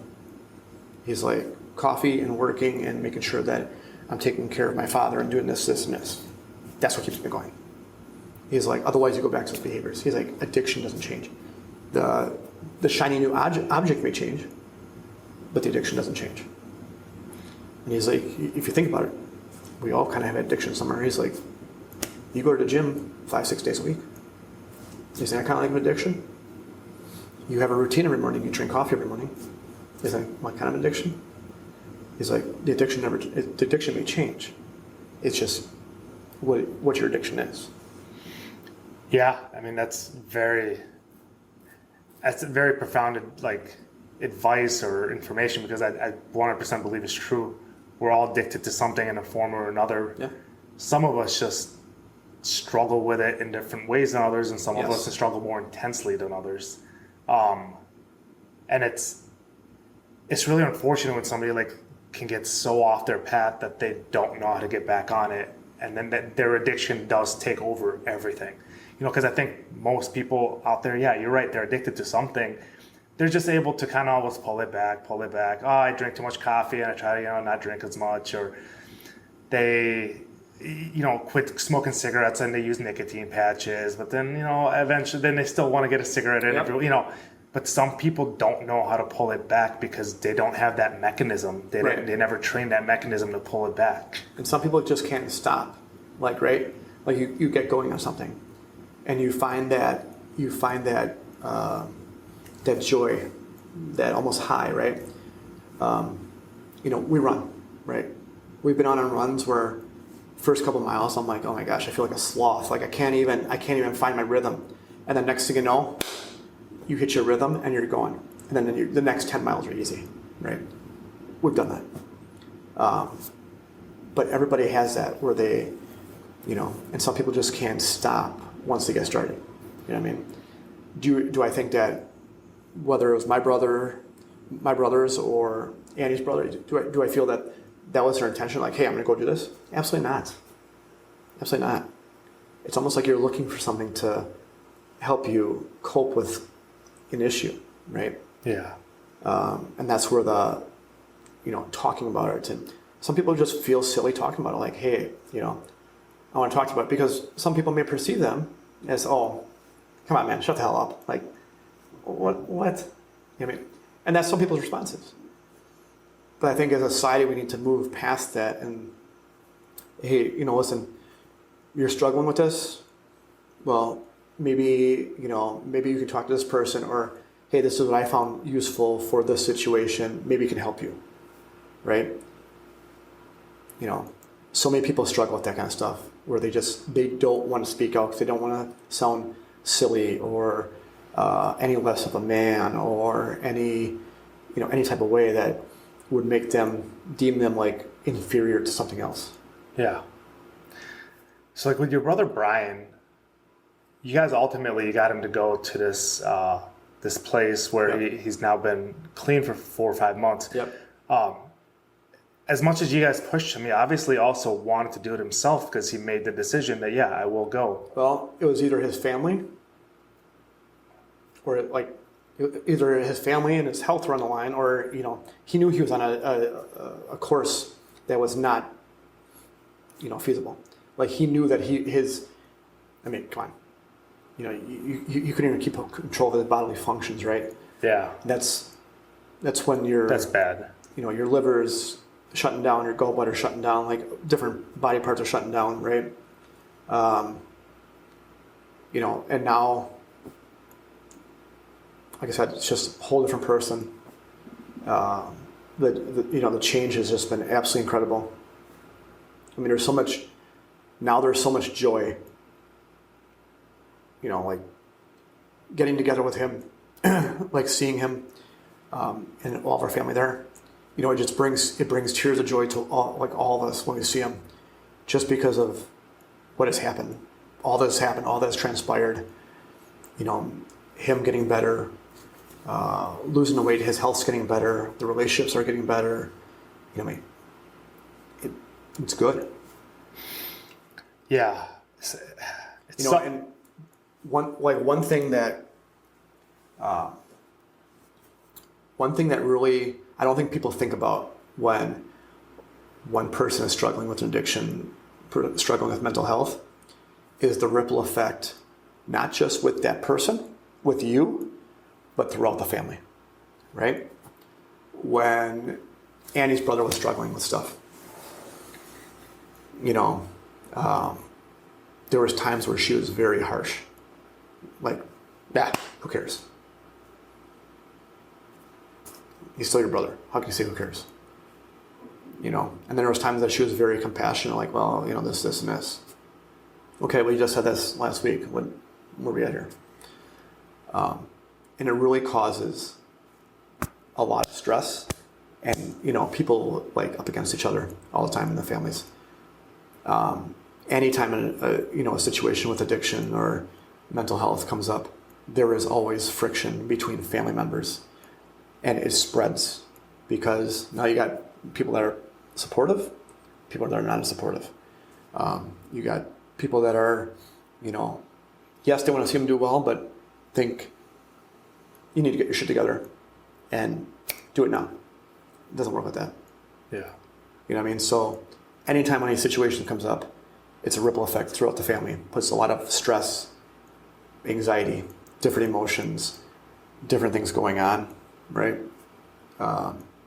When he called me that one day on that Friday, I was just like, man, we need to, this has to be the final straw. And then 2 weeks later, he winds up in the hospital, right? I mean, like, you just don't know when, and I've always said to my mom, I'm like, man, he needs to get together. You know what I mean? He needs to take this step. Like, I don't want to be, I don't want his wife to be a widow because he's not taking care of his health. And people perceive different things, like, well, you gotta be more supportive, or you gotta, sure. We can be supportive. We also gotta really guide him and make sure that he sticks to that. And that's really why, like, we came together as a family and said, look, you're going here, you're gonna get better. We're gonna help you get better. We're gonna support you, and we're gonna be, we're gonna be in your corner 110%. But this is what you need to do, because you are on a collision course with your life. That's it. You know what I mean? And as, taken back as he was at first, he also realized, like, okay, I need this help. I need to work on my mental health. I need to do that. I mean, otherwise you're just going to have the butting of the heads through the family. Because some people will say, he's fine. Let him do what he has to do. And you'll have other people say, no, we need to do this, and this. You know what I mean? It causes a lot of stress in the family. A lot. Well, it's hard because everybody's got their own thing going on, especially as people have their own families going on. And it's, a sibling they're so close to you, and that you can have so much love for them, but you can also take them for granted because Yes. you have so much. I mean, life is hard. Life is intrinsically hard. You have to get up every day. You have to take care of yourself. You have to try to be a good person for the people around you. You still have to provide. You have to survive. You have to put a roof over your head. You have to make sure there's a meal to eat. And if you have kids and a wife, then you also have to make sure that they're doing all right. There's all these things for life that make it hard, that like the idea that you're also having to take care of others, that it's hard for you not to take them for granted because they've been around since you were young, that can weigh on you, that like you want to do more, but you have your own shit going on, period. And I imagine in those situations, it's, with your brother, that it was hard at times to be like, man, like I got to take care of Aiden right now. Aiden needs me, but then, man, my brother needs me. How do you split your time? How do you possibly get up every day and try to give 100% of yourself to both people? Because you feel like if you don't give 100%, then you're not doing enough. Sure. But, so like that must have been a very hard balance for you to kind of play with, but then also play with your other siblings and your mom and your dad. Right. And that was really, how much time do you allocate to that, right? So with the whole Danny situation, like, it was a lot tougher because you knew like he was in deep, right? You knew that there was, you knew something was going on, but and I found stuff before, like at my house, you know what I mean? So like I knew like what he was doing, and obviously he's not gonna just admit it right in front of you, one time he did, we talked about it, but getting that help, keeping it, but devoting that time to help him, but also, Aiden's small. Do you want Aiden to see that stuff at a small age? Because what happens if he has some stuff on him? What happens if he drops some stuff? What happens if Aiden gets a hold of that? Because Aiden's 3, right? All these things, okay, do you want him over there when Aiden's over there? This should be a conversation when Aiden's not there. Aiden's 3, he's not going to understand that stuff right now. Wait till he gets older and talking about that, right? That was a major thing in my head all the time because, when I was living in Oak Creek over there, I was not even 2 miles from my parents' house, 3 miles from my parents' house. He can come over every time he wanted to. Sometimes he'd just randomly show up. Sometimes he would not. But when he's at your house, what is he doing? You know what I mean? Every time he goes in the bathroom, what is he doing? You know what I mean? Like, all these things go through your head. But how much time are you allocating to that? And how much time are you allocating to your family? It's like a juggling act.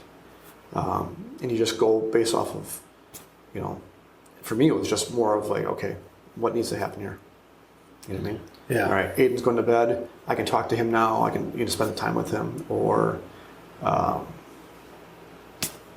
because sometimes you just stop over for a few minutes and then you just leave. You know what I mean? So, yeah, definitely a juggling act on that part. One thing I wanted to ask you more about for sure here was, for you, like the first time you experienced a panic attack after your brother had taken his life, did you know what was happening? No. They actually took me to the ER, and I was actually at work at the time. This was August or September, maybe, of 2012. It took me to the ER. They tested me to see if I had a stroke. I was having a heart attack. My heart was beating through my chest. Like, I felt it was 180 miles, 180 miles an hour. I felt it was just wailing on me, right? Didn't know what was happening. Everybody kept saying, just breathe, just breathe. But it was like my airways were closing up. Like, I had to try to take deep breaths, but taking a shallow breath was even difficult. So I would be like, I couldn't take that full breath in because it's just like my body was so tense and so locked up. It wouldn't. And that's one thing. Like, when I went to my doctor, he's like, man, you are so tense right now. He's like, your shoulders, your back, everything was so rock hard tense. All that stress is just built up to the point where you're almost like immobile, like you're not really moving freely because you are just so tight, right? You can barely breathe, the whole deal. Those are scary. Like I never experienced it before. I never had anxiety before. I never had like a moment of when that was actually a thing. Didn't know what it was. And then when I went to the ER, they're like, yeah, you had a pretty good panic attack there. That's what it was. Just try to get some rest. Try to, that was all just what everybody kept saying. Try to get some rest, relaxation. Try not to think about things. It's kind of hard, man. You just can't shut your brain off, right? Yeah, no way. Did they give you like a benzo at the time to try to calm you down, or no? Honestly, I don't recall. I think I was just kind of like in the moment when that happened. Like, I don't know what was going on with me.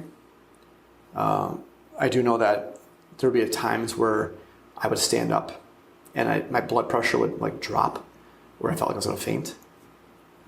Or if I was on the road driving, and it would happen, I would feel like I was about to faint. Especially with like Aiden in the car.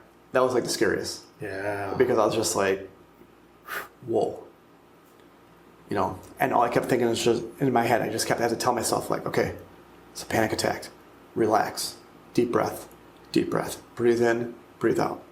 And it took a while for me to actually like, not just learn how to do it, but actually like master it, conquer it, make sure that when I was breathing, I was taking a deep breath in, relaxing, because otherwise it would just it was constant. Was that what got you into meditation, or were you meditating prior to that? I meditated prior to that. Okay.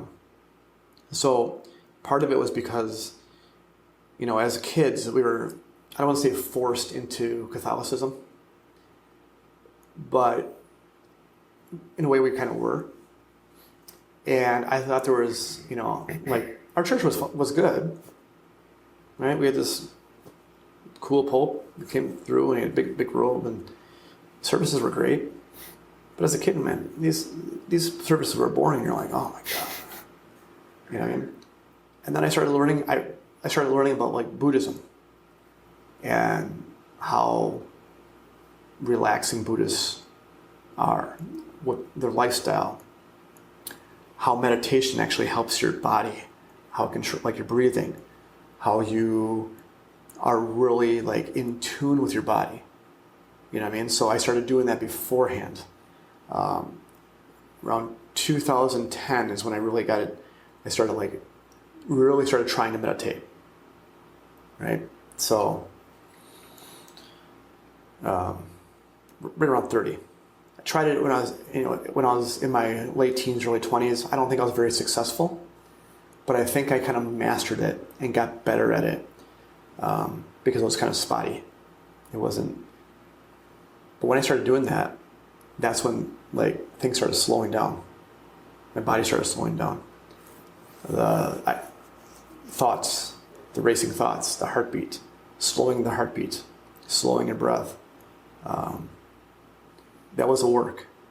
It took a while to do that. It took a while to master it. But once you did that, it really kind of put things in perspective. Like, you know what? You can do this. You can really do this. You can get past this. Yeah, it's a powerful tool once you practice it enough to learn how to use it. In the moment, if you have not practiced it, it can feel very stupid to take a deep breath and just try. What? Shut up! I'm having a panic attack. Like, what do you? This is it. But like, once you have practiced it enough, you realize, oh man, like taking those deep breaths and those long exhales literally slows your heart rate down, and can go a long way. Recently, so anxiety hasn't been. It has not flared up. It didn't flare up from like 2015 to almost right around 2020 when I lost my grandmother. When she was going through a lot of stuff, COVID, the whole deal, right? When we were at Iron Bowl, I felt it. That was tough because I was like, we're running and we're trying to catch our breath. that was like that morning, even though it was cold, I'm like, okay, that was tough. Wow. Another question I want to ask them for you is, you obviously then dealt with anxiety. Mm-hmm. You dealt with panic attacks. Did you ever feel any depression during that time as well? Or I honestly feel that depression is almost like baked in, right? Because living with anxiety and the level of anxiety that I had, and I can only speak for myself, but when people talk to me about anxiety, especially people that I work with, family members, friends, a lot of the similar things that they're feeling, like I'm like, holy cow, I know exactly what you went through, right?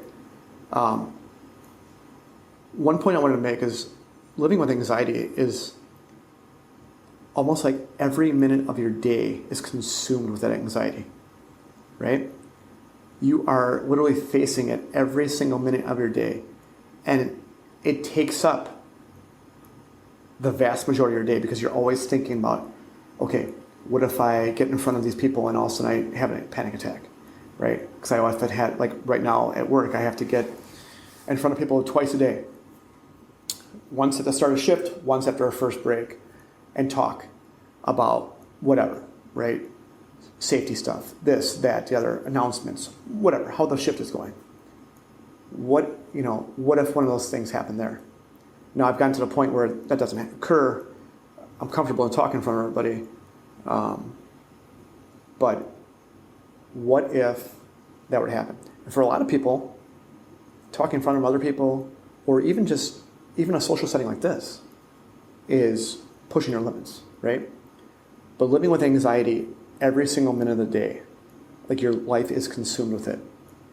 And for several years, I felt that yes, my life was absolutely consumed with anxiety, and that depression was almost like baked in because you're down on some aspect of your life isn't adequate, whether it's a job, whether you're not making enough money, whether you didn't get that degree, whether, saving up for a house, your car, something always else goes wrong.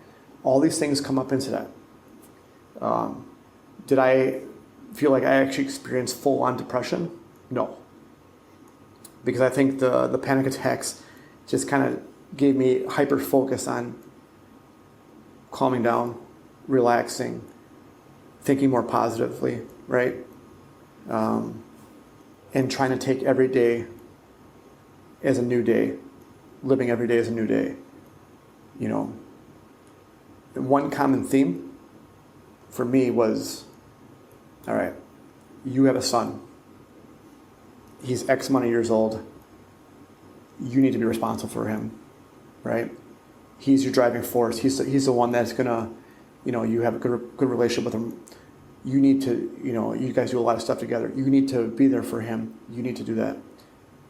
That was like the driving force for me to keep things going, to keep the positive thoughts going, keep looking ahead, keep seeing the light at the end of the tunnel, and not focusing on just this, closed off. I got the blinders on because in reality, that's what I feel that anxiety does, is that you have the blinders on to a lot of things because you're dealing with so much internally that you're not seeing everything externally. So like you wouldn't get into like such a pity and depth of sadness where you wanted to do nothing. You would instead kind of try to turn it around and say, even if you're feeling that very, very like deep depth of sadness over what happened, you would still try to find a way to like look forward and look at, I would try here's a purpose, here's a responsibility I still have to meet right now. So I'm not going to just let myself be sad and lay in bed all day, or like your way of fighting it was to kind of always look at that responsibility, right, and how to look forward.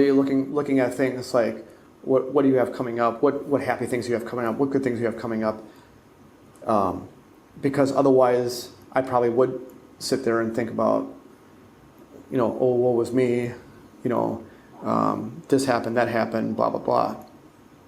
I probably would do that, but looking ahead, trying to keep yourself going, trying to keep these thoughts going, trying to keep, I think once you learn what you're dealing with and how it can engulf your life and how it can take over your life and how every day isn't a constant struggle,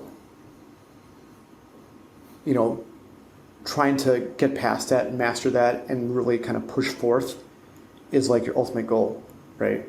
So that you don't deal with that anymore. Do you ever feel like you took for granted where your mental health was at prior to Danny passing? That's a great question. Yeah, absolutely.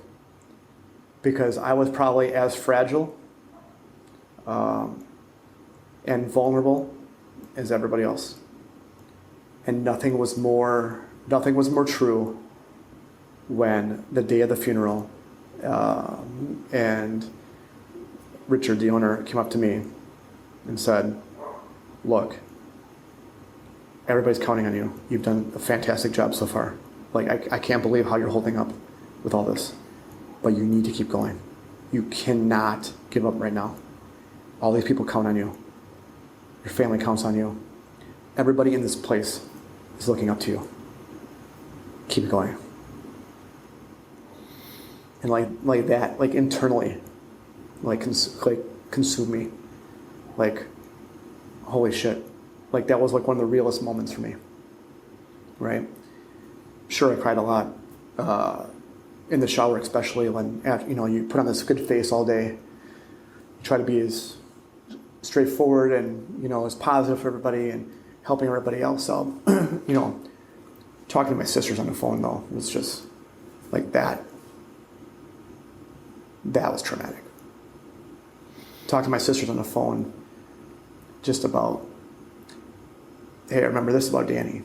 Hey, I was just talking to him about this, and we were planning on doing this, and we were looking at what we can do with this concert or this event, or talking to them, talking to my brother on the phone. That's what killed me inside. There's this, and I hope I get it right. I believe Billy Bob Thornton. There's this interview because he lost a brother. I can't remember what happened, why he lost his brother, but I remember him saying something along the lines of somebody once asked him if he felt like he would ever recover after losing his brother, and he said this thing that like really caught me, which was he's like, I'm never gonna be the same. I'm always just gonna live with this sadness inside me, and what he had to learn to do was just to learn to live with that sadness. Yeah. And I imagine that's something that you've had to kind of learn to master yourself, because you never really move on from losing a sibling, because that's, again, it's something that you grow up thinking it's always there, it's a part of your life, and when they're not, you don't just move past it, you learn how to deal with it and accept it, and that's the only way you move forward. Yeah, I'll tell you, May 2nd, July 5th, holidays.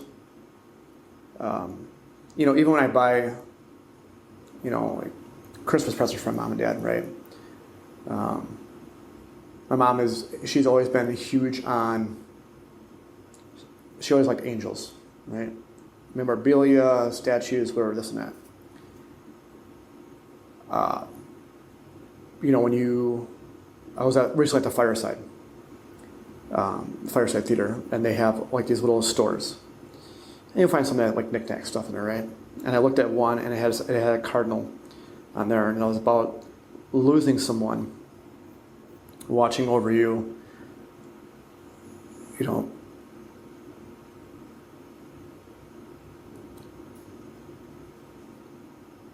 watching over you, being in heaven, and that's like that sadness will hit. It will just hit you like a ton of bricks, right? Those days you just remember what it like. Now, here we are, 11 years later. Okay, something always every year, something on those days, you remember something and it hits you, but you live with that sadness. You do. You don't experience what you experienced that day, but you remember the positive things you guys did. You remember stuff growing up, the Christmases we had, all the fun we had. You know, we used to, when my parents went to sleep, there'd be times when I got in my car, I'd get all the kids, we'd sneak out of the house, we'd go to that 24-hour McDonald's, get ice cream, you know, and they thought it was the coolest thing ever, right? Their older brothers have them sneak out of the house at 11 o'clock at night, and we would, you know, it was usually like on a Sunday night, because everybody went to bed early and this and that. We'd sneak out, we'd come back later, everybody was, you know. But you remember all those little things that you did, right? And you remember all the positive experiences, but it hits you like a ton of bricks every time. Every time. I mean, sometimes it's just like right here, right? Talk about it. You get kind of emotional. You gotta pause and kind of gather your thoughts, and because you get lost in that moment, because you know you'll experience that. Do you ever find it hard to still kind of have to take that role of being like the oldest sibling and who does kind of take this responsibility of having to, you know, man up and gather everybody together and make sure everybody's okay? Does that ever weigh on you? Actually, now no, because everybody's adult. Everybody's in their, you know, all my siblings are in their 30s. So everybody kind of comes together, and you know, they'll reach out. Hey, how's it going? This and that.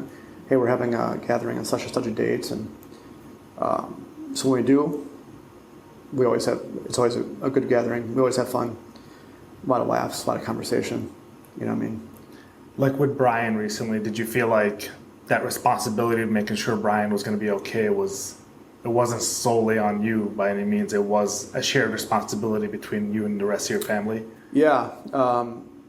So some basis for that. So a lot of times when people talk to him and they may get into an argument with him, hey, can you talk to him? Like, he'll listen to you, he'll talk to you, whatever, this and that. So usually I'll have a conversation with him, ask him some questions, because look, you want to see it from both sides of the story. You don't want to see it from, you know, one side, like, hey, this is what's going on, this is what's not, you know. Ask him some questions. We have a good conversation, right?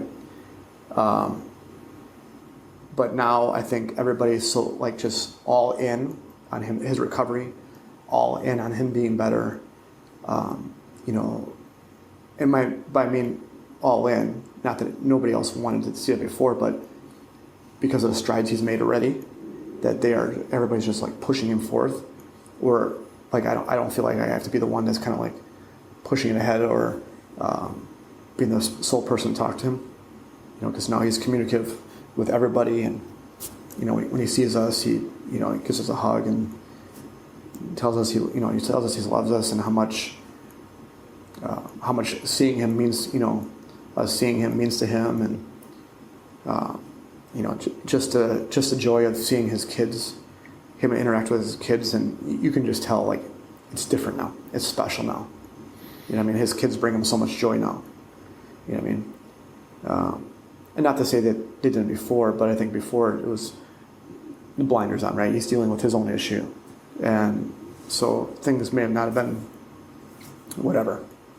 Do you find yourself, like with Aiden now, like obviously mental health being so prevalent in your life and the importance of it, I'm sure you make sure that Aiden's aware of that as well, and that Aiden knows how important it is to be open about your mental health and to deal with problems head on as opposed to just pushing them off. And are you glad that Aiden's able to see his uncle Brian go from struggling to getting better, to kind of give him this example of what that really means? I mean, not that you want to see that. You obviously, but, not, yeah. I mean, he saw that now a couple times, right? Yeah. This gives him some building blocks, like, hey man, let's make sure we're on the straight and narrow. Have fun in your life, live your life, but let's not get into these situations, because this is exactly what happens, right? This is the kind of stuff that happens when you get involved in that kind of stuff. You know what I mean? Well, so many young kids are so guarded from these situations that happen in life. Addiction especially, so many kids growing up as children, we're not aware of what addiction really means and what the depths of addiction can do. So for Aiden to have grown up with this and seen it in his own family, Yeah. it really brings a sense of reality to life that lets you come to terms with things that it's not that it's not better to deal with it when you're younger, but the younger you come to terms with the fact that life is a little ugly sometimes, and that it's not all rainbows and sunshine, and that there has to be an active effort to push life forward sometimes. And Right. so I'm sure that's, Yeah. there could be a silver lining to that, in a sense that for him at this point, he knows that, he understands that, I'm sure. Yeah. Him and I have some really good conversations. I know Annie and him have some really good conversations as well about what's transpiring with Uncle Kenny or Uncle Brian, or how they got there, the situations, right? And look, he's already told me, he's like, Dad, I went to this party the other night by one of our friends' house, and they had this, that, and there. He's like, I told them, no, I'm not gonna do that. That's not me, and they were fine with it. He's like, but because I don't want any other situation like in our family. He's very cognizant of what, because I think these situations have taken a lot out of me personally over the last 10 years, 11 years, where it's like just taxing, mentally taxing, trying to live a normal life, trying to build a good life. And, so I don't think he, he's a good kid. I don't think he won't try to get himself in those situations where it could lead to one of these occurrences. And it seems as though you've tried to give him a foundation too, where, again, he understands what mental health is. He's seen people in the family and how bad mental health can get to be, outside of addiction itself. Just that mental health itself is something that can't be taken lightly. That, do you feel like he that's something he's very then actively aware of, like if he feels like he knows what depression is, he knows what anxiety is, he knows what panic attacks are. Sure. I fully believe so, because we've discussed it at length. I've told him how I felt at these different points in time, situations like, hey, here's what I experienced. Here's possibly the root cause of this, right? And I've expressed to him numerous times, like, hey, listen, if you ever feel like you need to talk about something, you may not want to talk to me about it because you may feel it's kind of silly. Talk about it anyway, because it's not worth harboring all these feelings for a long time, and then an event happening or something bad happens. So he's cognizant of what we have talked about, what we've done, all the events, and really trying to open up, and he's kind of shy like his mom. They're kind of closed off at times. He's not anywhere near like extrovert like I am, but in the same sense, he knows, like, okay, I can go talk to Dad about this because I know Dad's not going to judge me or sit there and yell at me for it. He's going to talk to me about it, like someone that just wants to hear me out and see where I'm at. Through the past 11 years, you said that your dad, you saw him break down, but then you also saw him close off. Have you been able to have deep conversations with him about this stuff? Sometimes,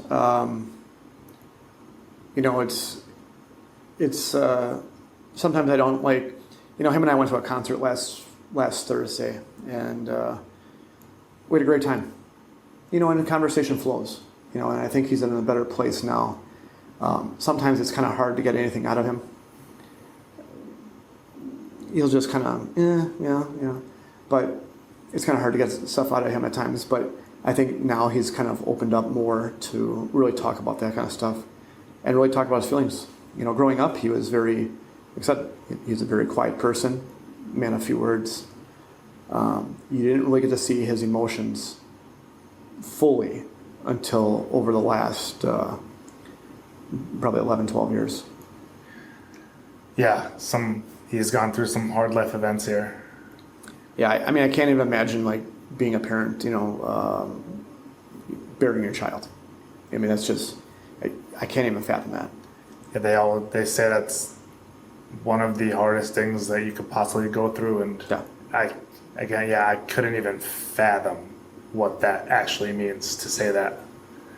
I mean, it's just wild. Yeah. Well, I really, really appreciate you coming on today and sharing this story with me. I think there's so many things in there for so many people to relate to and understand. And especially, again, this is a men's mental health podcast, and this is to me about men being able to hear these stories and realize that so many other guys go through so many similar things, and just how bad it can be sometimes, and how much we all need to kind of like help each other out and be more willing to talk and accepting of these types of conversations, so that we don't all just walk around like holding this stuff in. 100%. I mean, if, and my message, whether it's at work for these affinity groups, or whether it's doing this walk, or whether it's just in your normal everyday life, is if you are struggling, have a conversation. You don't have to broadcast it to the world. And if you want that closure, if you want that kind of respectability, you want that kind of close, have a conversation with one of your peers, one of your best friends, someone who, will listen to you. It's worth having a conversation. I know personally for me, talking about how everything that just consumed me and how I felt when everything was going on, especially like between 2012 and 2015. That was really the just having that conversation with people and really kind of like just opening up about it made you feel so much better. Having that all inside you just does not sit well, and really causes a lot of stress on you. Your mental health is so important, and so many people take it for like granted. You know what I mean? I think men, we can be so we think it's so counterintuitive that if we talk about the shitty thing we're feeling, that it's going to make it feel better. But it does. It does make it feel better. Because you find more people that actually relate to you. Yeah. That you are, and I think that's the stigma amongst men, is that, I'm dealing with that, but this guy over here, I bet you John doesn't deal with that. He's just think I'm crazy for saying that, and is he gonna talk about that amongst our friends, and how are people gonna look at me with that? No, man. Have that conversation, because I guarantee you, someone in your circle, in your friends group, in your family, in your church, wherever, are having the same thoughts, same feelings, and that you can only build a better bond and connection with people when you have those conversations, because it really helps. Yeah, 100%. To kind of end the podcast, is there any of these groups that you volunteer with? Is there anything that you'd want to share for people to tell them to join, or any events for the people to partake in? Well, obviously, I'm huge on the suicide awareness because of the whole situation with Danny. So there's Out of the Darkness walk, second weekend of October. They cover a lot of mental health there. I highly suggest that even if you just want to check it out, go take a look at it. There's a lot of good resources. They have a lot of good speakers that will come on stage and just give them a little about their situation and about their struggles. And I'm telling you, you're going to hear the similar things than what we talked about today. I mean, it's unparalleled. I mean, but if you get yourself into another thing is, if you get yourself into a volunteer for a mental health group, not just only doing this podcast, but maybe volunteering your time, handing out some pamphlets for one of these mental health groups, create some more awareness. It only can help society. It only can help your friends, your family, the people you love and care about. I agree completely. Well, thank you again. I really appreciate you coming on. This was great. And so if you guys enjoyed this, please subscribe to the podcast. More content will be coming out soon. Otherwise, thank you and have a great day.